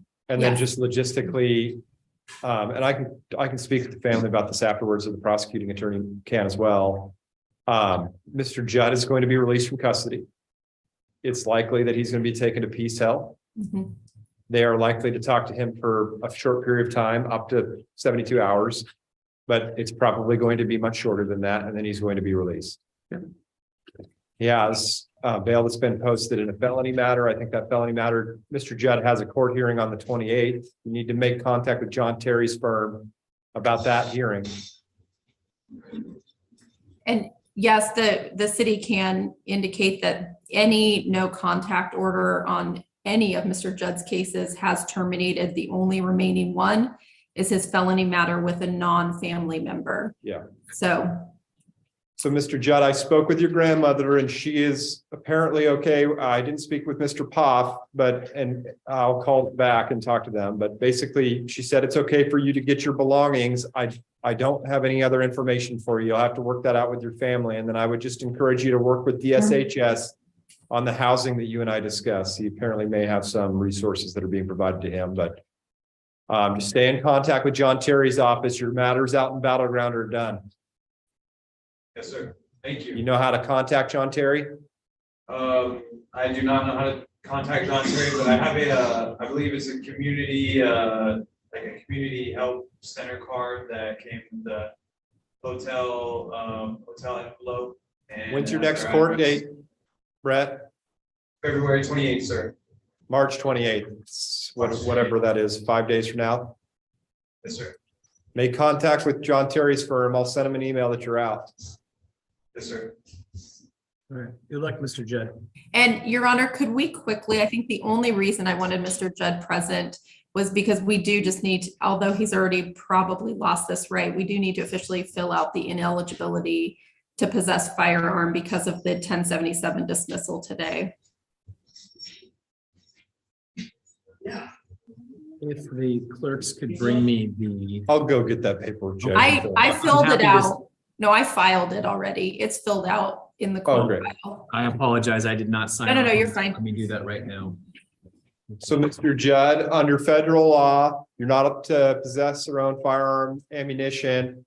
And under both federal and state law, it would be a felony if you possess a firearm. Yes, sir. I didn't go over that with the judge. I'm sorry. That's fine. Thank you for bringing that to our attention, Ms. Carmi. Anything further on Mr. Judd's matter? No, Your Honor, thank you. All right. Thank you both. Thank you.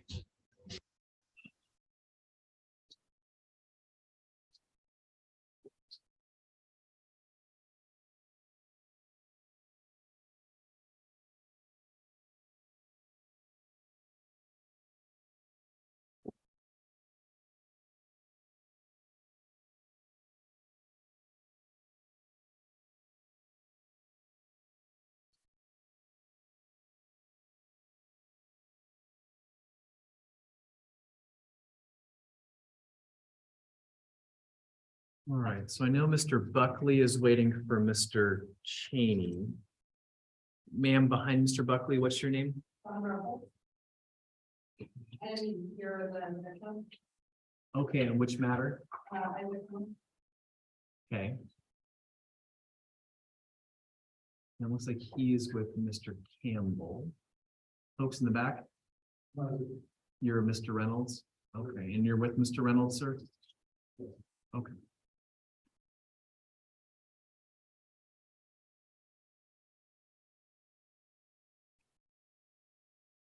Have you had a chance to talk, Mr.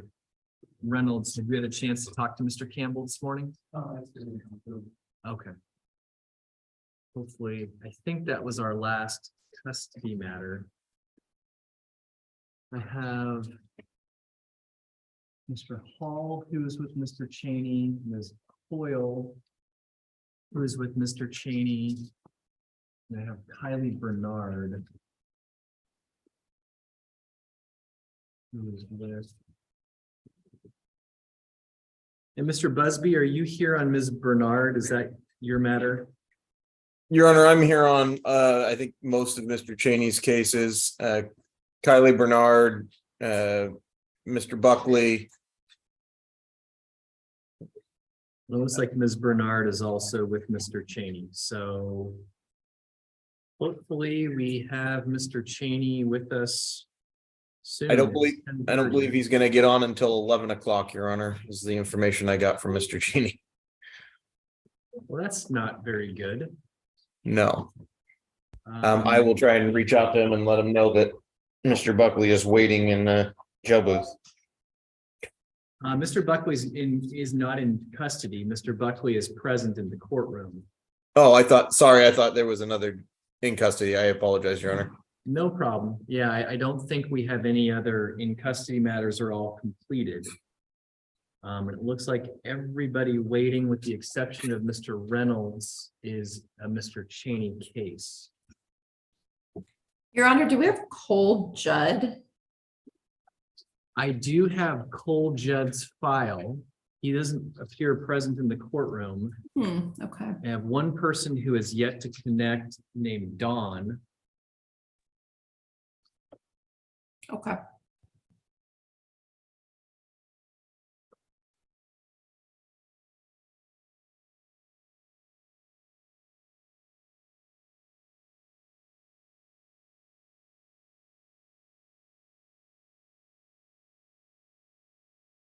Okay. So at this point, as it looks like we're going to be waiting for Mr. Cheney for a few more minutes. The court's going to go into recess for our clerk break. And as soon as other matters are ready, I mean, if Mr. Campbell hasn't talked to him, I can't call his case, sir. Right? All right, I don't need any, I'm trying to move this as fast as I can, but if the attorneys haven't talked to people, I can't call people's cases. I'm talking to you. Do you understand? I'm not talking to you. I'm talking to the guy next to you that's making the faces. I said I'm going as fast as I can. I can't call cases and I have to take a break because. Okay, I must have misinterpreted your facial expression. So again, I'm gonna, as soon as his matter's ready, I'll call his case. Okay, so I'll go off the bench till that happens. All right. Court is in recess. Oh,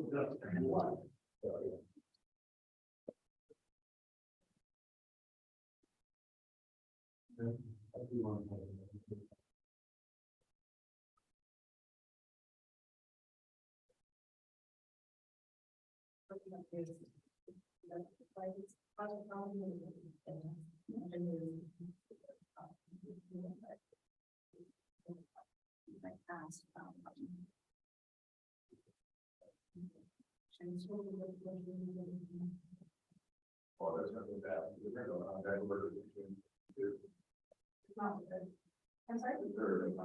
Not at all. Not at all. No, you're totally fine.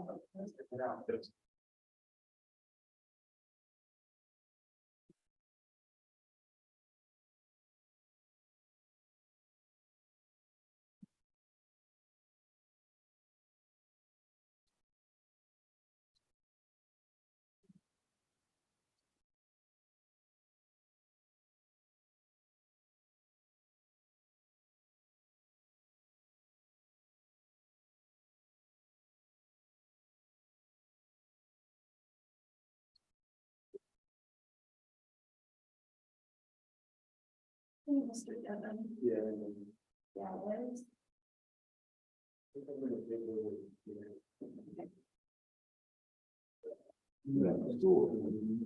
Actually green. Yes. Yes, he's completed 5 of 6 days. Good, so he should be good, I guess. Yes. Yes, he's doing good. Excellent. I was hoping that he wasn't on today's schedule. No, Okay, good. we were doing an order. Then the piece order next week to complete, but I didn't see one on the list, I was like. I know. This is the guy. He is. Then I got there, it's doing myself. No. I am fine. No, we had talked about him, and so I figured that let's just keep him on the terminated list. I should have, as. He's doing good. Good, so yeah, one more day left to do. One more day left. Excellent. I appreciate that. Yeah. Greg just texted me to let me know that he is logging on at 11. To handle this case. Okay. Just passing on the message. I appreciate that. Very, very much.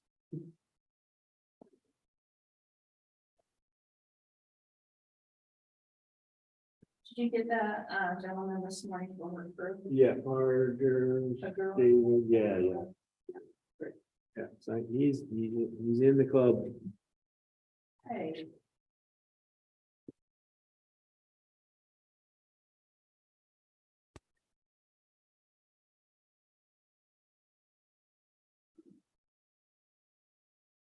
You.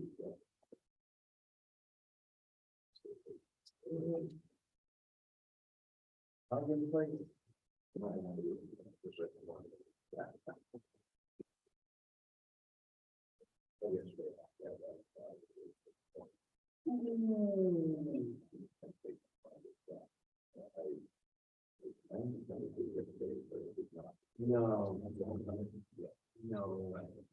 Things happen. Once you're up.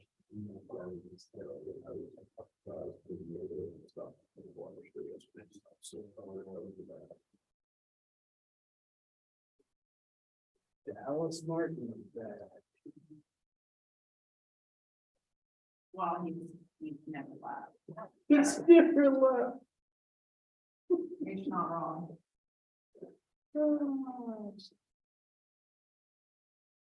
Because it's tracking for his pending case. Oh, yeah.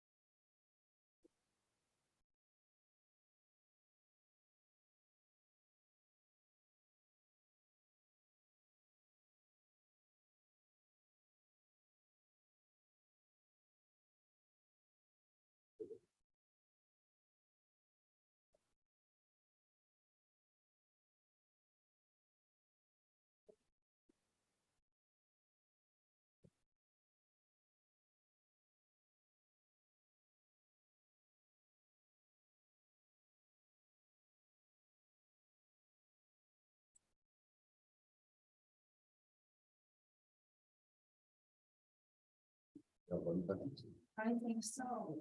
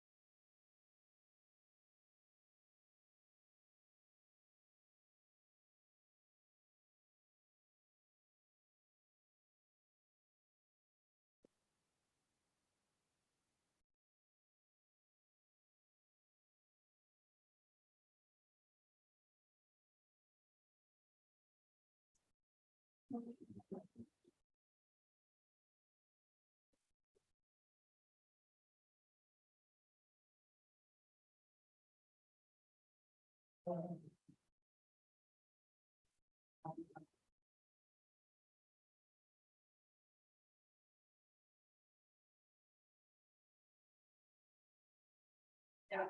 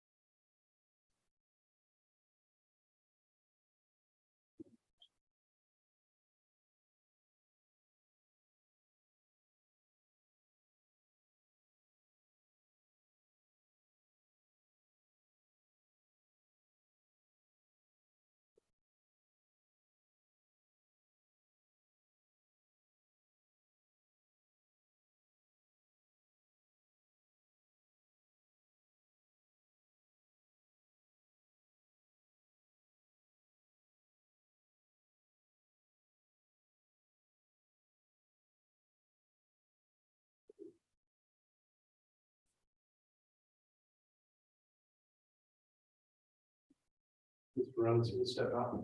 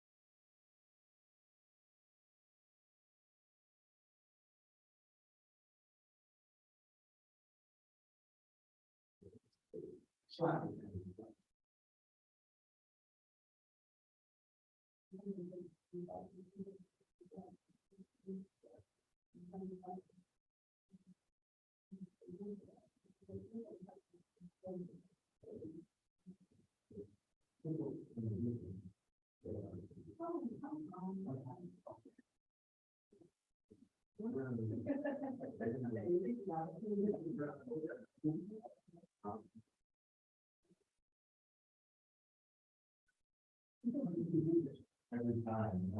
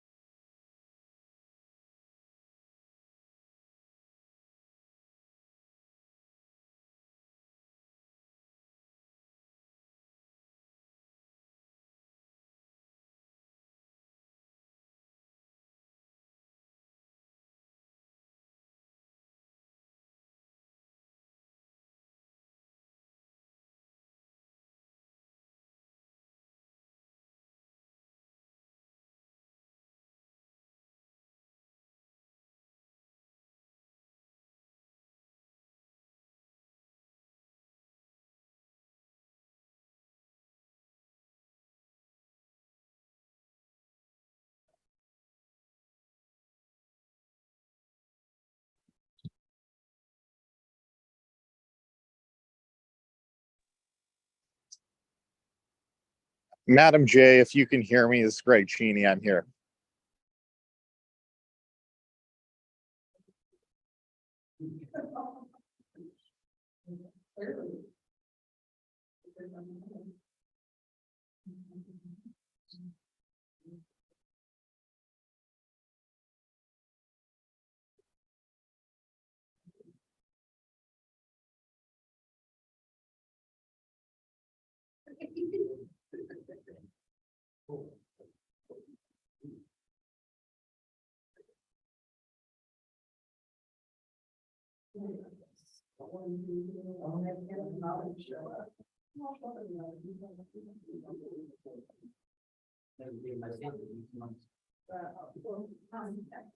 Oh, yeah, I've seen there before.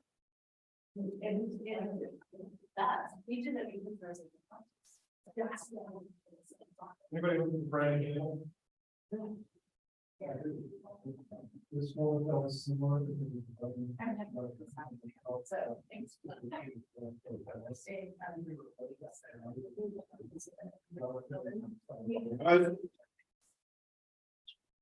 Thank you. You can be seated.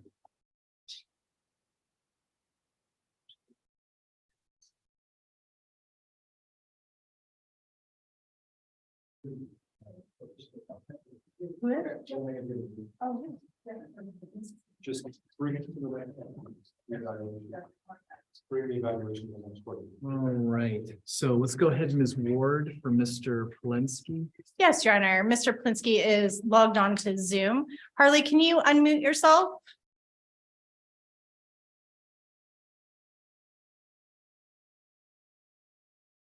Harley Polensky, if I can have you take yourself off of mute and turn your camera on, please. He is raising his hand.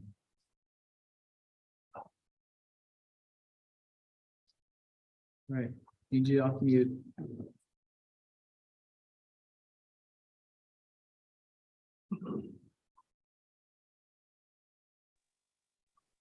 Okay, can you hear me? I can hear you. Can you state your name and date of birth, please, sir? Harley Polinsky, 7/22/95. Thank you, Mr. Polensky. Your attorney, Ms. Ward, is present with us here in the courtroom. Go ahead, Ms. Ward. Yes, Your Honor. This is case number 2A07-30965 and 2A07-30966. Mr. Plinsky has an offer from the prosecutor that we are favorably disposed to. He needs a little bit more time to make some arrangements. But we're asking with a waiver of speedy trial, a new commencement date of April 6th to set it over to that April 6th date, and we anticipate a potential resolution on that day. Mr. Polensky, have you discussed with Ms. Ward your right to a speedy trial? Yes. And are you in agreement with doing a waiver commencing April 6th of 2023? Yes, Your Honor.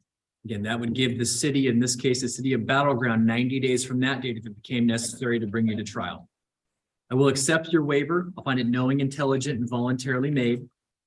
Your next court date is April 6th, 2023. Are you still getting your mail at the address on St. John's Boulevard? Yes. All right, we will mail the paperwork there. We'll see you back here April 6th. Stay in touch with Ms. Ward. Thank you. Thank you, Your Honor. All right, Mr. Campbell, let's go on Mr. Reynolds.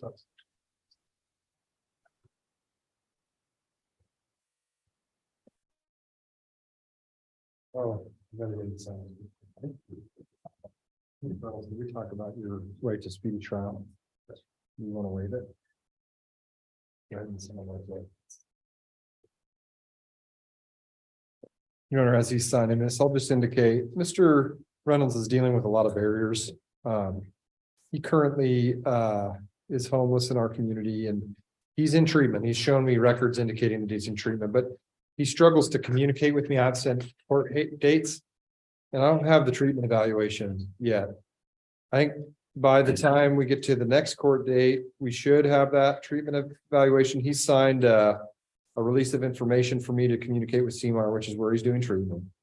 He believes he has a drug and alcohol evaluation for a deferred level of prosecution of treatment. I have some concerns and he and I have had meaningful conversations about those, about his ability to comply with the terms of that treatment. But at least with the ROI, I'll be able to speak with the counselors and they can tell me if they think that he'll be in a position financially to engage in that treatment. I think my back I didn't bring my phone out. Am I back April 14th?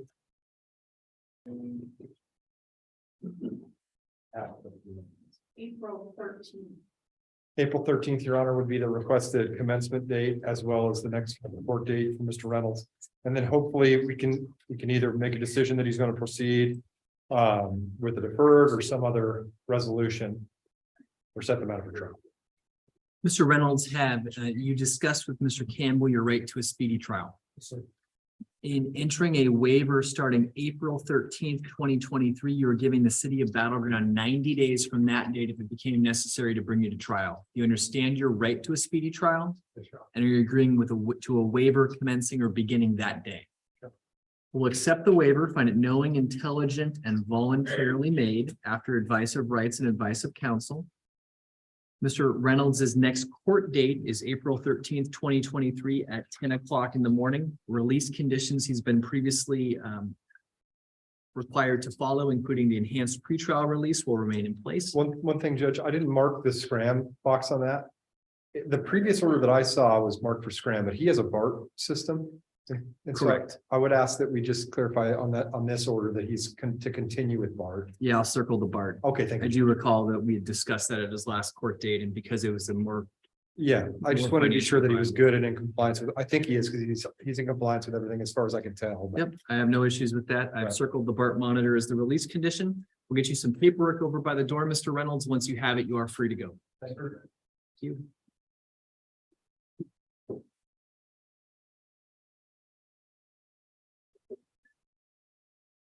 All right, Mr. Cheney, I think the rest of the matters are yours. I'm bringing in the remaining clients in our waiting room.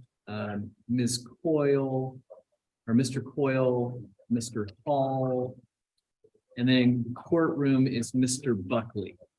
Sure, Your Honor. We can go and take Mr. Buckley first since he's in the courtroom. Okay. Your Honor, this is again, we're just waiting on the 1077 evaluation. My understanding is that DSHS has now finalized a new rule wherein they will start alerting the court, the prosecutors and defense attorneys as to where an individual is in line and how close they are getting to the head of the line. But currently it's still at 16 months out. He's probably getting close to the 12 to 13 month period. So we should be getting him top of the line. So we just need to set this over. Hopefully DSHS will come through here in the next month or two. I have no issues with that.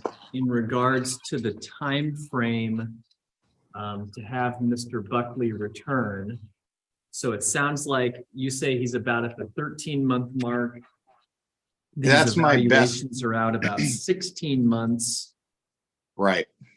The thought would be to set this maybe for the month of June or July, I would assume. I would think that June would be sufficient, Your Honor. I think that's not unrealistic. Okay. So we have right here, June 29th or June 15th. Mr. Buckley, do you have any preference at all between June 15th and June 29th? No. Okay, we'll just, I wish I knew. Let's take the later of the two. That's June 29th, 2023 at 10 a.m. Certainly, if you are able to get with the evaluator and do those sort of things beforehand, I don't know what they will. Yeah, but if you're not here for some reason and we know where you are, I'm not going to create any issues. We want certainly to get these moving towards resolution, but we also need to just make sure that you're good to proceed. Yes, sir. Okay. All right. So what I'm going to endeavor to do right now here is fill out all the case numbers on the return to court form. So that's going to take me just a minute. And once we get that to you, then I have a form with the return court date, and then you'll be good to go. So give me just a moment to get these filled out. You can have a seat. We'll bring it out to you here in a sec. You said that was June 29th. June 29th at 10 a.m., please.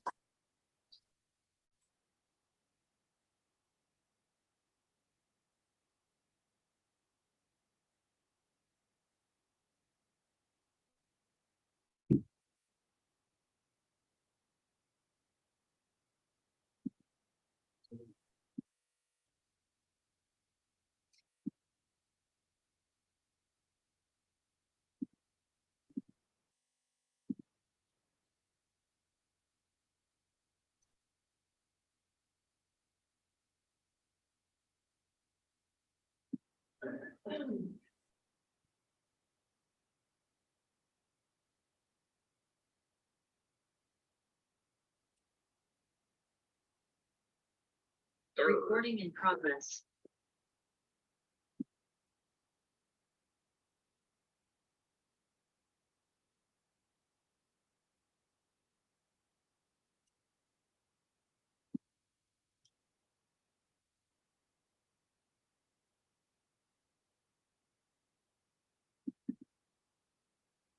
Okay.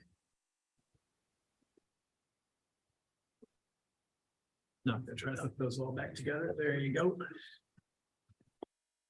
All right, Mr. Cheney, it looks like I have Kylie Bernard. Are you ready on that matter? I am, Your Honor. Okay. And Mr. Bernard, can I have you state your name and date of birth, please? Kylie Bernard, 5/17/76. Thank you, sir. Go ahead, Mr. Cheney. Thank you, Your Honor. So as the court may recall, this was a matter that there was a accompanying Superior Court matter where I was representing Mr. Bernard. It involves the alleged same victim, the alleged same type of conduct, and the alleged or the same investigating officers are all involved in both cases. An issue came up that necessitated a conflict and a withdrawal on this is about 2 weeks ago on the Superior Court motion. There was some RPCs at issue that I could not proceed forward on that case. Given the fact that this is the same identical police officers involved, this same alleged victim involved, and a potential global plea deal involved, I think it would make most sense, and he and I think both agree on this, that it makes most sense for conflict counsel to be appointed here as well. I don't know that it's a direct conflict here, but I also don't know how to separate the issues that arose in the other case, that I could separate the issues to be effective in this case. I don't know how else to say. I can give anything else the court wants, but I'm not sure what else to say.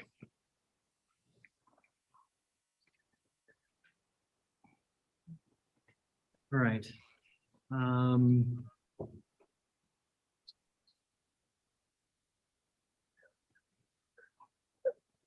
Well, I think certainly if the Superior Court found that there was a sufficient reason under the rules of professional conduct to allow you to withdraw from the Superior Court cases, I would assume that a similar circumstance would not allow you to continue to represent Mr. Bernard on the municipal court cases. So I will grant the withdrawal.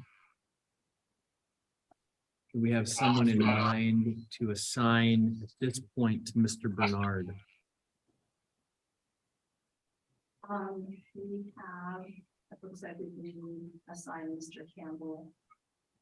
Okay, the court is going to assign Brandon Campbell. One of the things, Mr. Bernard, is that your mail that we've been sending you is being returned. Is there a different mailing address the court can use to reach you, sir? I have an address, but I guess the victim is trying to have me hurt and killed, so I'm trying not to give that address out over line, but if I could give it to you and it could be secretive. Well, why don't They're you? investigating her for the FBI and the police are I investigating her. don't want you to say anything else on the record. If you're not comfortable giving your address, I understand. Okay. In the chat function, we're going to send you the Battleground Municipal Court email address. Okay. What I'd like you to do is to send a separate email to that email address today that has the mailing address that the court can use. You understand? Okay. Yes, Your Honor. With the reassignment of counsel, your speedy trial on the case would restart. I'm assuming we also have a waiver commencing today, but I am not seeing it. Your Honor, there should be a waiver today from the last hearing. We had swaved out through, I think, at least today, maybe even into May on this case. It looks like Pro Tem Thayer was here. I don't see the waiver in the court file. The last waiver that I have is December 22nd. Madam Clerks, could you assist me on whether a waiver has been issued commencing today on Mr. Bernard's case? Please.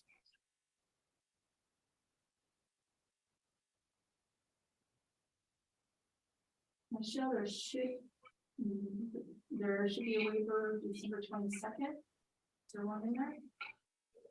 Well, again, I have the return to court from December 22nd as one page, but I don't have the second page, which would be the speedy trial waiver. So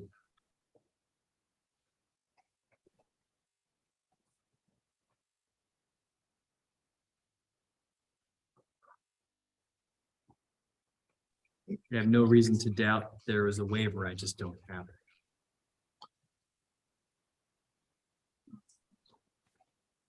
My recollection is that there was one done, Your Honor. Oh, I don't doubt it whatsoever. Our court will work to track it down, I guess. I don't know. It's another case, or Mr. Busby can speak that he's got it in his file. Let me look. I might be in the other file. I do see the other file. Disregard. It wasn't in the one file. It's in the other. Speedy trial commences today. It would commence anyway with the reassignment of counsel.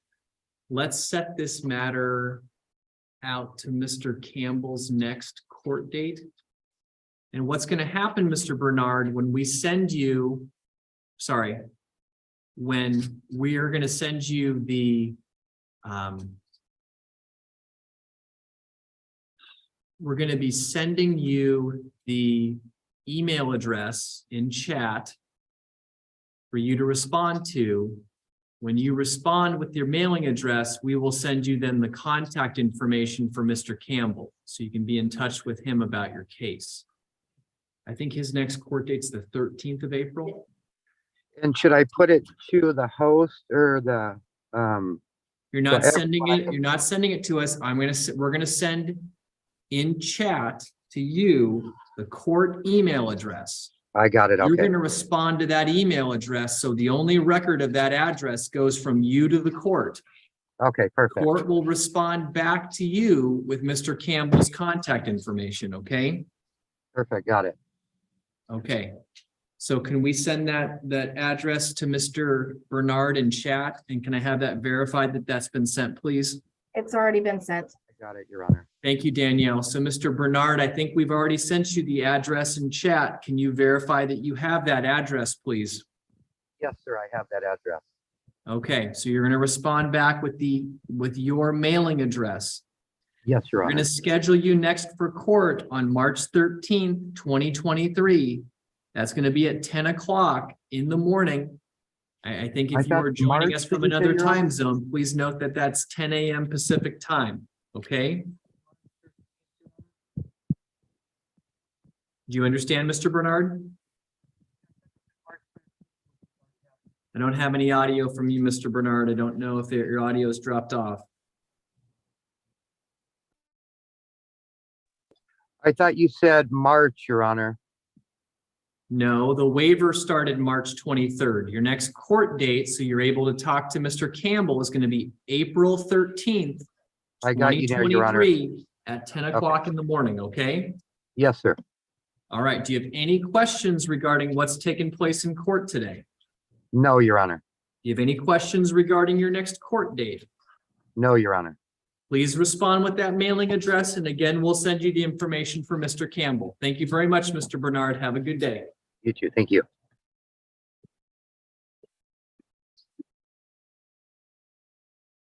All right, Mr. Cheney, we have Mr. Hall, Rasul Hall. Can we call his matter now? We can, Your Honor. Mr. Hall, if I could have you take yourself off of mute and turn your camera on, please.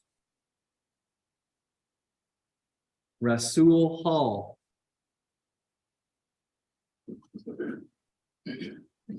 All right, let's try Mr. Coyle then.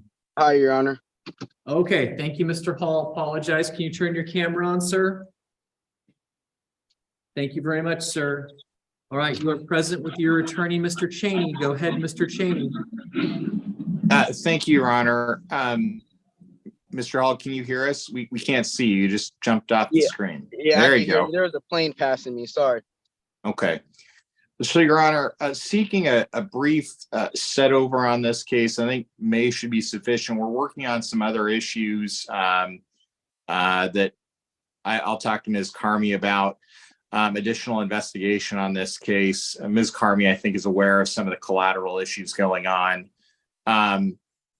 We could waive speedy trial. I'd say this case we could bring back in May. There's no reason to wait till June. Mr. Hall, I think I've tried to call you, but I think your voicemail may be full, so just double check that. But again, I'll keep trying to call you, and we'll connect here soon. Okay.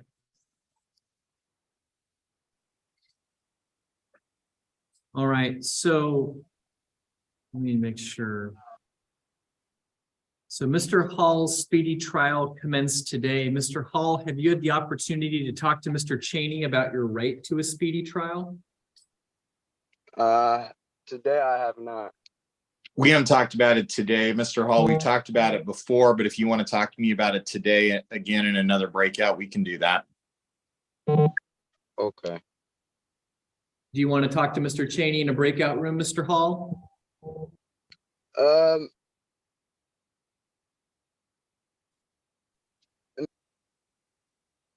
Let's have Mr. Hall and Mr. Cheney talk in a breakout room before we do another waiver.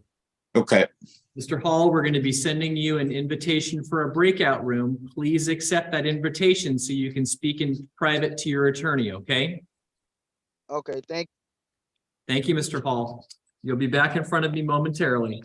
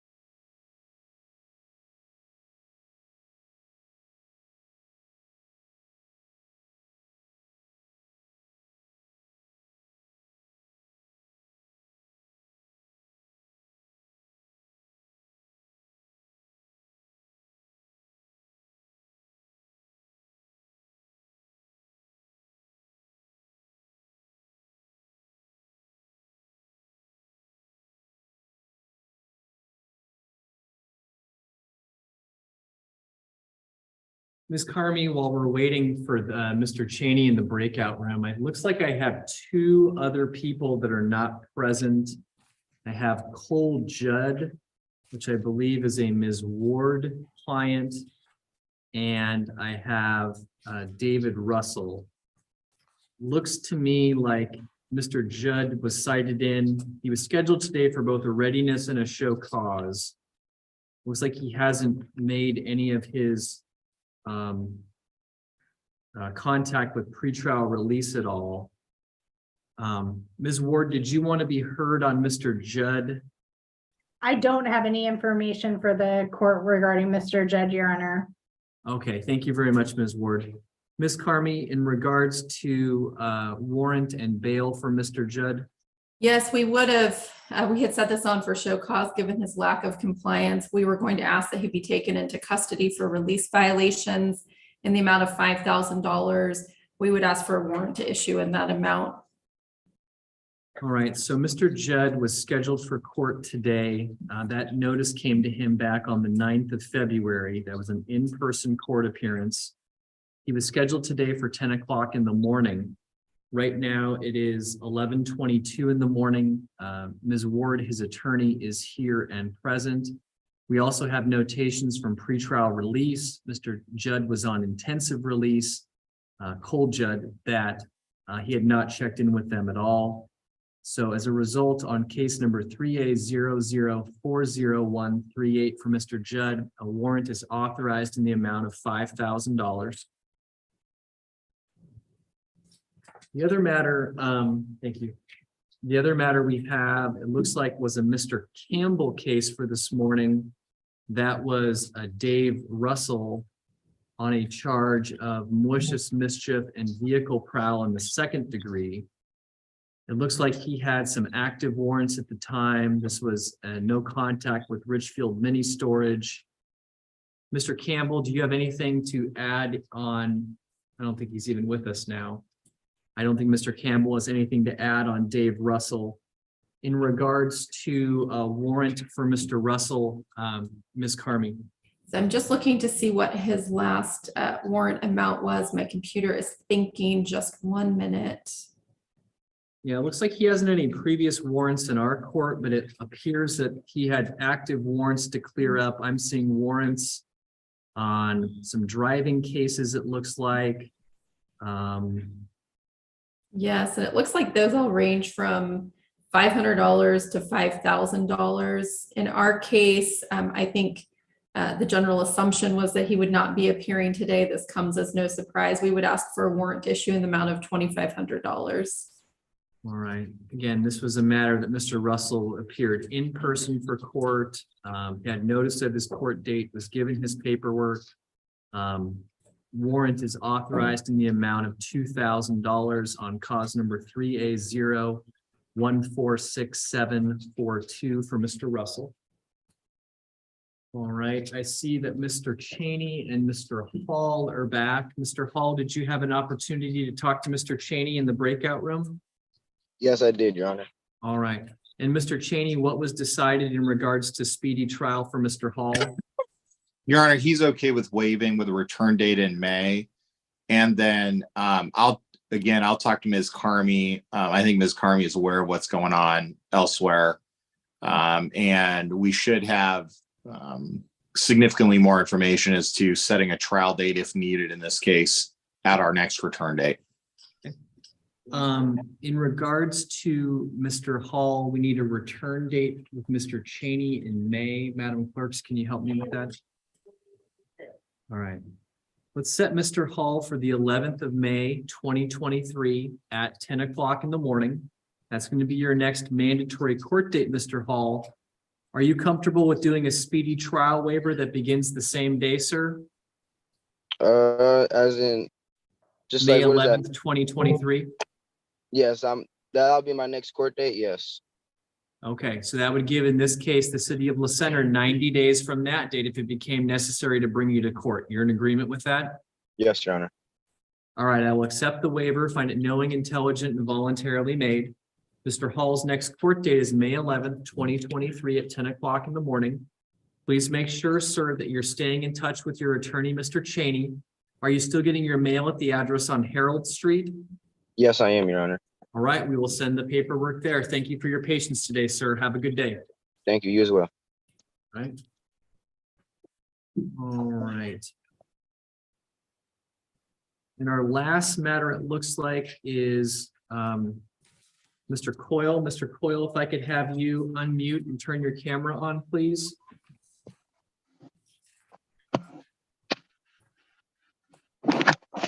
All right, thank you, sir. Can you state your name and date of birth, please, for the record? Veronica Coyle, 42573. Thank you, sir. Your attorney, Mr. Cheney, is joining us here via Zoom. Go ahead, Mr. Cheney.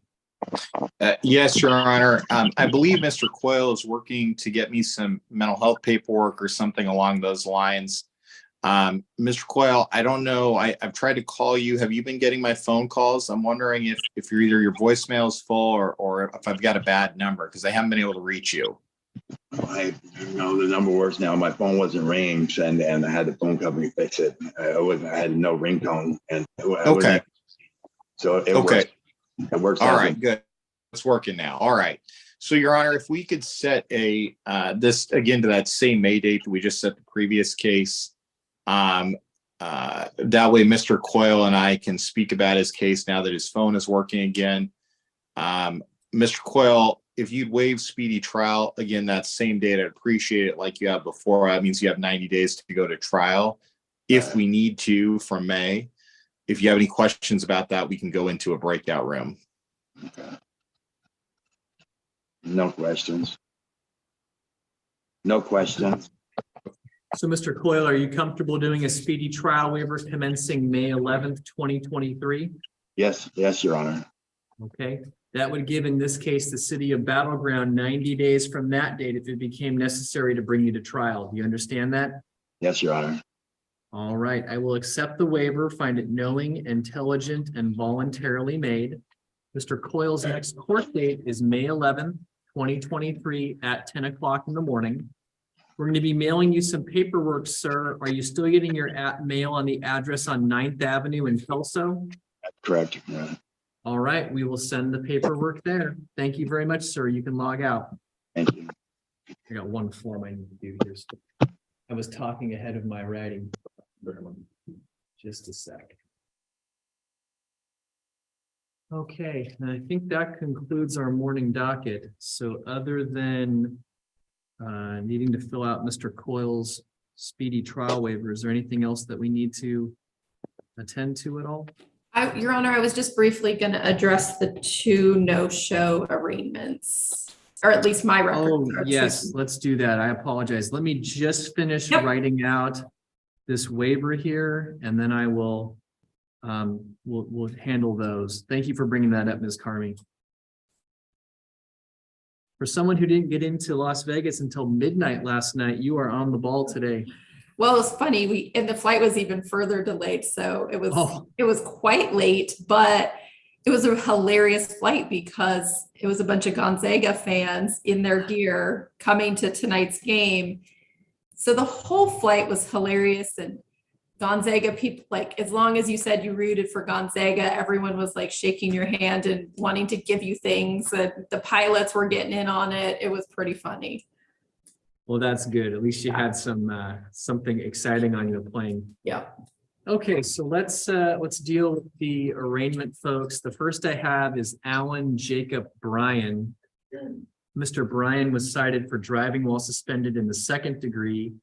We have a citation here from Richfield PD instructing Mr. Bryan to appear Thursday, March 23rd at 8:30 in the morning.